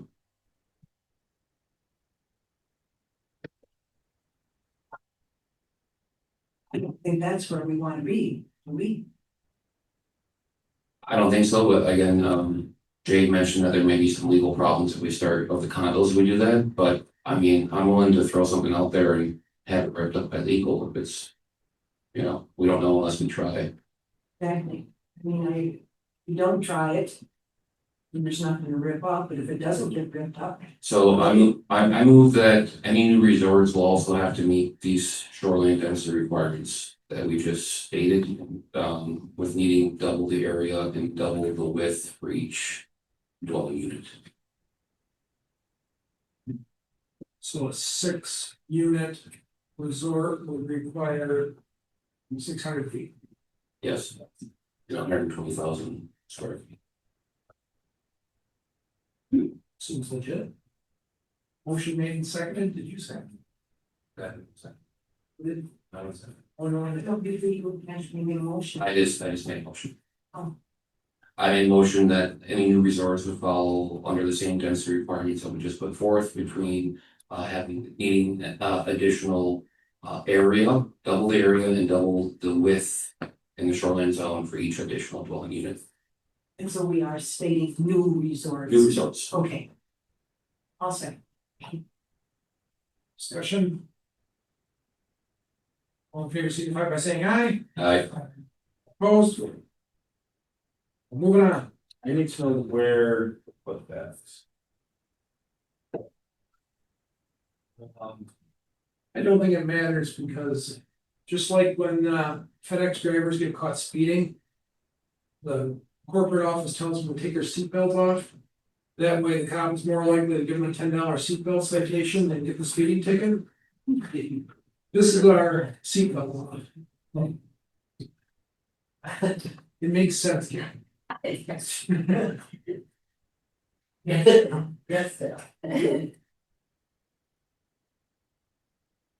Where are you gonna put it?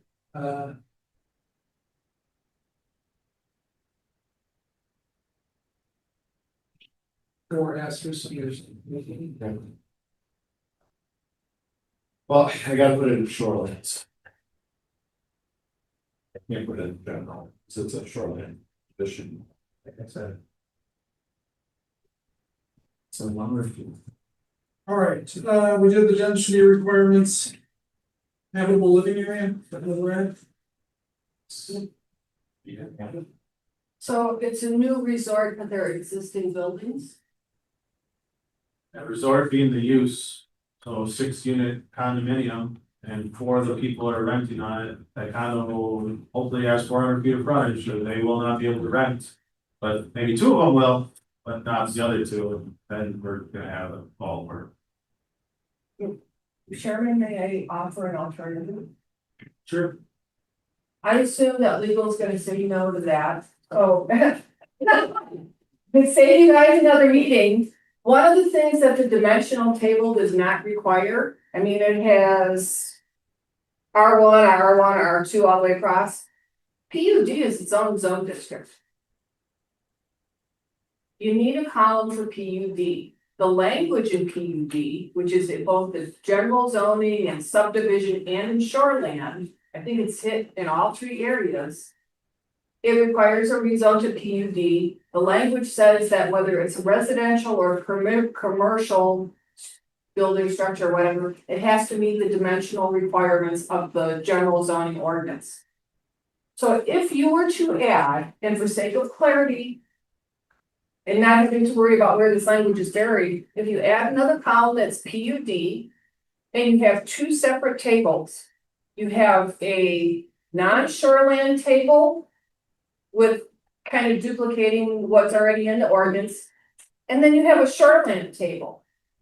And then you can easily identify between the 2 tables, and I guess, again, this would be all zone districts, but you need to add PUD. And then that's in that PUD, you can say for each unit, you require this lot, because there's a line for lot width, there's a line for lot depth, there's a line for lot area, and you just spell it all out in 2 tables, non-shoreline and shoreline. You have to go back in and then also add as a permitted use of the PUD as a resort then too, because But I think it generalizes commercial and residential, and a resort is in RR2. But commercial, you'd almost have to allow resort commercial, which was back to a previous discussion. Yeah, I don't understand why resorts would have to be required under either. Cause a new one would be multiple dwellings, potentially on one lot, in a using the subdivision control ordinance. Yeah. If you had that that thing that Jay just held up with the 5 separate buildings and it's a new one. There's So- 5 separate buildings, it has to be in a PUD. Yeah, I'm not too worried about new. Someone buying a chunk of land and saying, I wanna build 5 buildings on it and I wanna operate this as a condo pseudo resort. I'm talking about the hundreds of existing condominiums that we have out there. So, yeah, and I just think legal's gonna say no, but I wrote the note that this thing about additional dimensional requirements is for new ones. But you're saying it's the new use and not the New new use of a structure. resort, right? Yeah. Well, we'll see what legal has to say, and like I said, we don't know unless we try, and I think that's something that we all feel we could, if we could regulate, we would try to do it, but if we can't, then we can't, I mean, go from there. I think the last thing on our agenda for the main thing is the habitable living area, is that correct? If I may, the Sawyer County definition for habitable living area is the enclosed floor area arranged for living or sleeping. The area can include multiple levels of an existing structure. The area does not include decks, open porches, garages, or overhangs. That sounds pretty self-explanatory to me that it sounds to me like, again, that even though we've stamped those permits for 20 years, they'll have a living area. There's a lot of it around there. Because this does not delineate saying you need a kitchen or a bathroom. Even though a lot of these places above do have one or both of those. So, I mean, this habitable living area is pretty, like I said, I don't, I like the definition. It's just the question of, it's very difficult to enforce it, too, obviously. I mean, so. That's something we should, since we're defining dwelling units and dwellings which consist of habitable living area, we should probably look at what the definition of habitable living areas is too. Sure, we're all on the same page with that.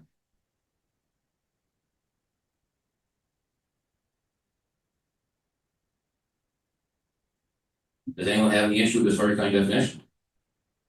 I think the definition's fine, but again, the problem is that above the main problem is the habitable area above the garages.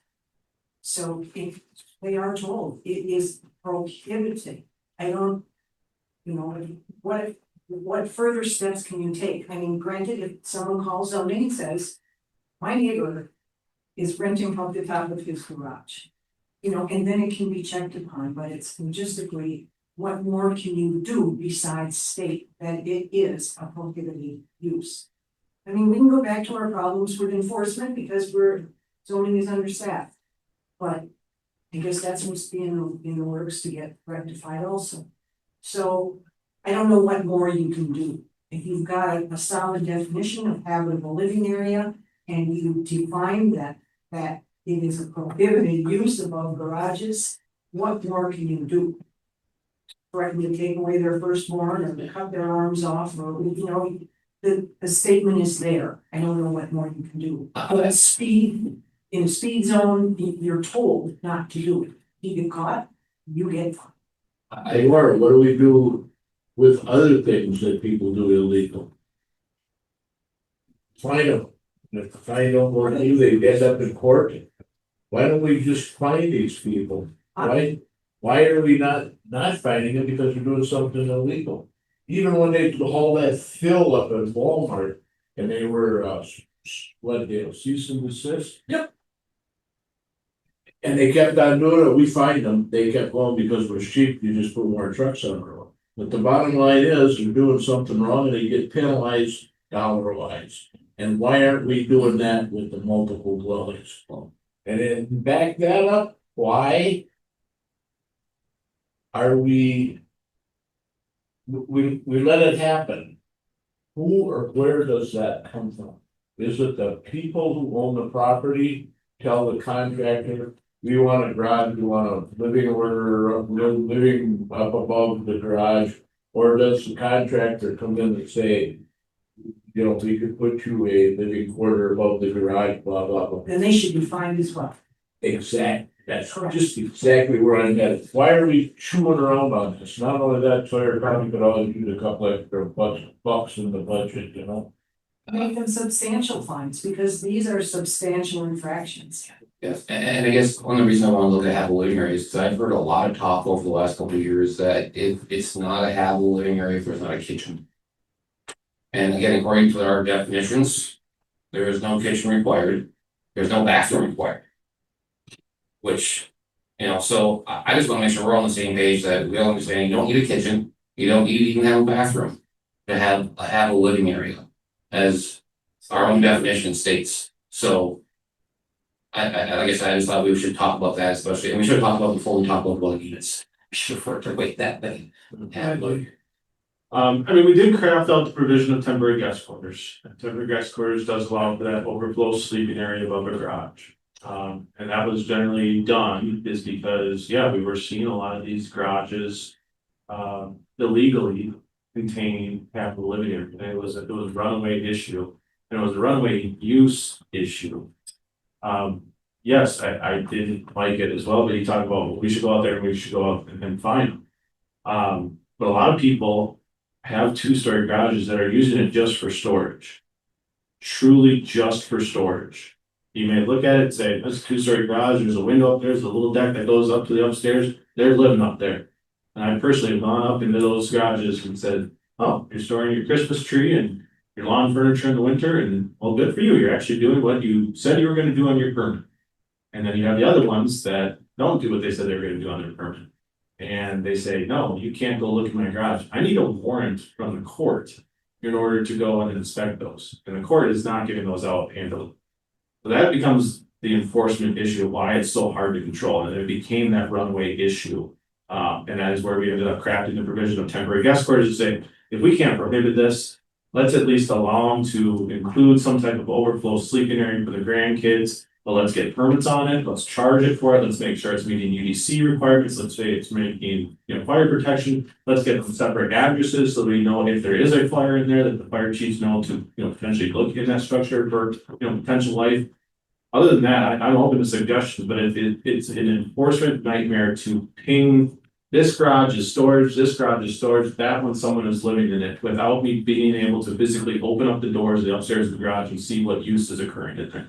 So, and I understand you have a tough job, but I was gonna push back a little bit on the meeting of warrant, because Dale, back when Dale was a zoning administrator, there were issues going on with people denying assessors access to the property, and Dale and I added some language to the plan recently that says that municipal officials are allowed on your property during the course of The property, yes, on the work. Well, I would say that not in a structure. right, but I guess that's to me, if someone's gonna build something that's illegal, you should have the right to be able to say, hey, you're building something that we did not give you authorization for, and that should, I mean, in a perfect world, should allow you to be able to access that property. And again, the buildings are property also, right? They're property, real estate, so are land. So I mean, to me, because of that little part of the building permit, they should give you. Curtains closed. I get it, that's why I call people and say, hey, you guys signed this building permit that gave me right to come when I meet you there, but I understand you can't do that for thousands of them because that's what it would take, but I'm just saying that was one of the things we added, over a decade ago. To allow assessors and local officials to be able to even go with building projects that are ongoing, because there were property owners who were saying, we're not even gonna let you near the building project. You know, so there is that in the building permits, and that only affects the only ones who take them out in the last 10 years, so I think there is some kind of cover for you there, potentially. And that's not why we're here, but I think if we could get some fine standards set so that people are gonna think twice before they go ahead and violate what they were told they were allowed to do and not do. And make that fine substantial enough that it would bother them. It would bother their pocketbook. And then, you know, the people with more money, they're not. What did you call them? They don't go 2 months. So they're not gonna be looking at sleeping quarters above their garage most likely. They're just gonna build a bigger place in the first place. So I do think that way. And under new construction, you're told you can't do it, and you're gonna have to go through an inspection. when your property is completed. And if your contractor violates by building living quarters into the top of the garage, he also should be fined. No, that's not the case. Dale. Well, the thing is, I mean, they built this two-story garage and yeah, even the first couple of years, they are just using it as storage. And then either it changes hands or they did this brainstorm light bulb idea, and that's when they hire the contractor to say, finish up that upstairs and put a bathroom in there, put a kitchen in there. And they don't necessarily have to get additional permits because I'm not seeing those internal remodeling projects occur. And then let's hit the contractors. Yeah, I know personally from somebody I know who's on the field, if you have enough money to, Laurel, there are places, not in this county, in this situation I'm talking about, a different county, where the property, they're building millions of dollar house and they built a false front for when the inspector came. They actually built a false wall to protect, not show what was else going on, and as soon as the UDC guy came, poof, they ripped down that wall. I mean, so even inspectors are running into stuff like that where, they go through inspection and like Jay says, who knows, it could be years later in some cases, but I agree with you that people should be getting fines for it, but we are where we are. We all agree on having a living area though, right? We're all good on that, okay, great. So with that, I think we move on to public comments. You got anything else? You're the only public we got left. Okay, I am submitting my table idea as public comment. That having instead of just having one table called section 18, you have a table A and a table B. One is shoreline, one's not shoreline, and you add P B. And then I really. Well, you provided an alternative scenario for if two-family prohibition gets thrown out, but I think also most likely multifamily will be thrown out because you have the ability to do a PUD in shoreland. It'll be more conflicting and inconsistencies.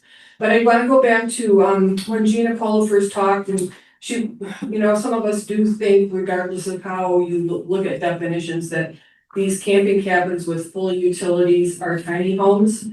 When you guys went into the hunting cabin discussion, I think the way Jay interpreted hunting cabins is that they're not a dwelling because they do not require a UDC inspection.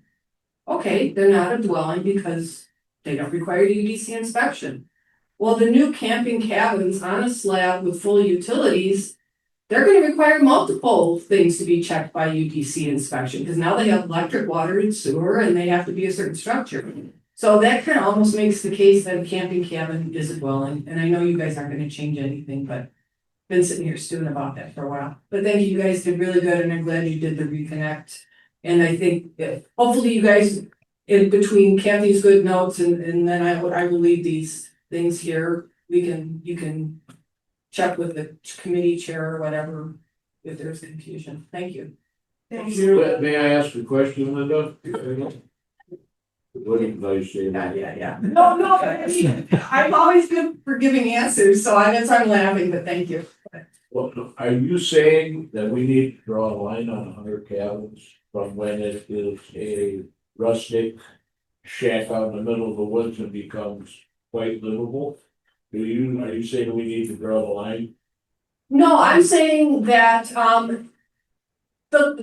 for some reason, the state had that hunting cabin language in the statutes, you adopted it. Today you took it out.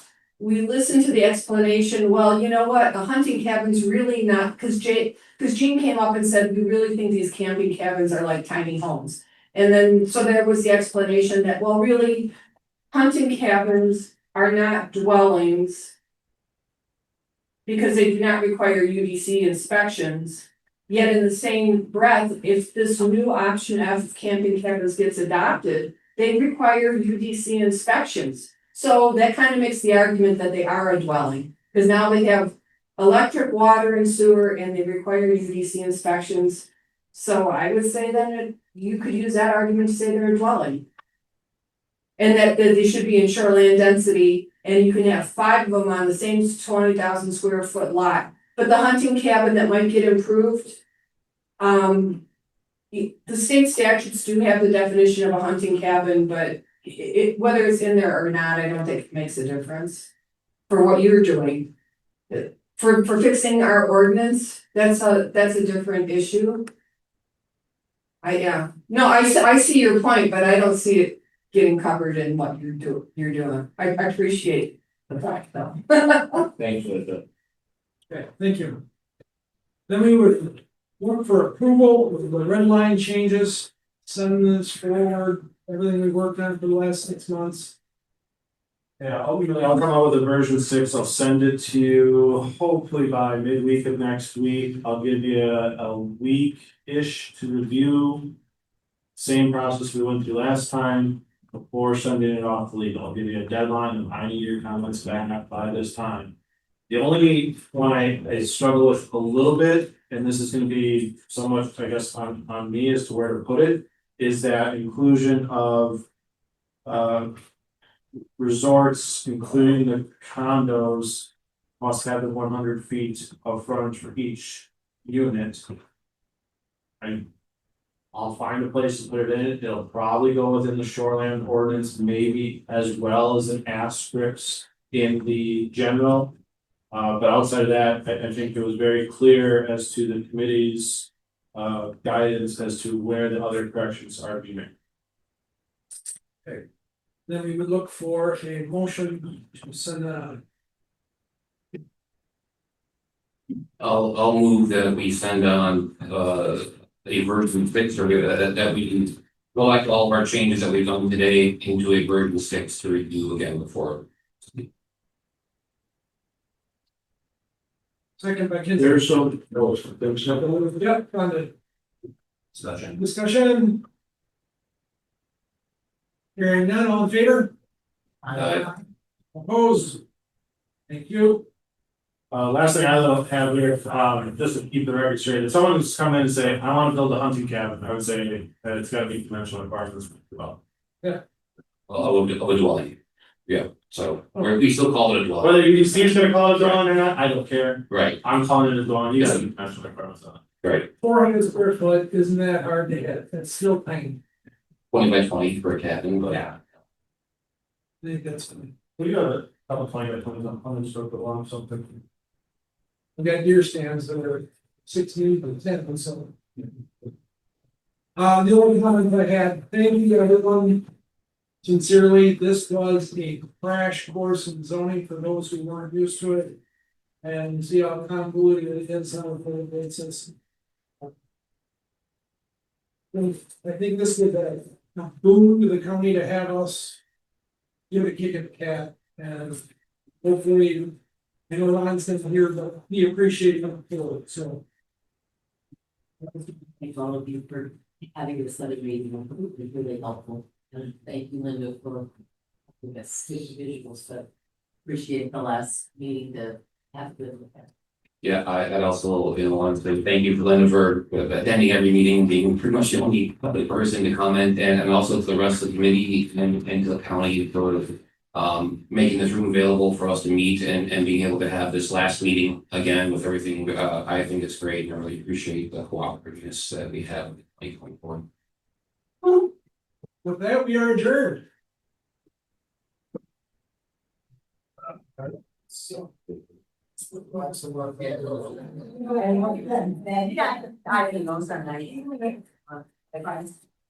Thank you, Jay. Yeah.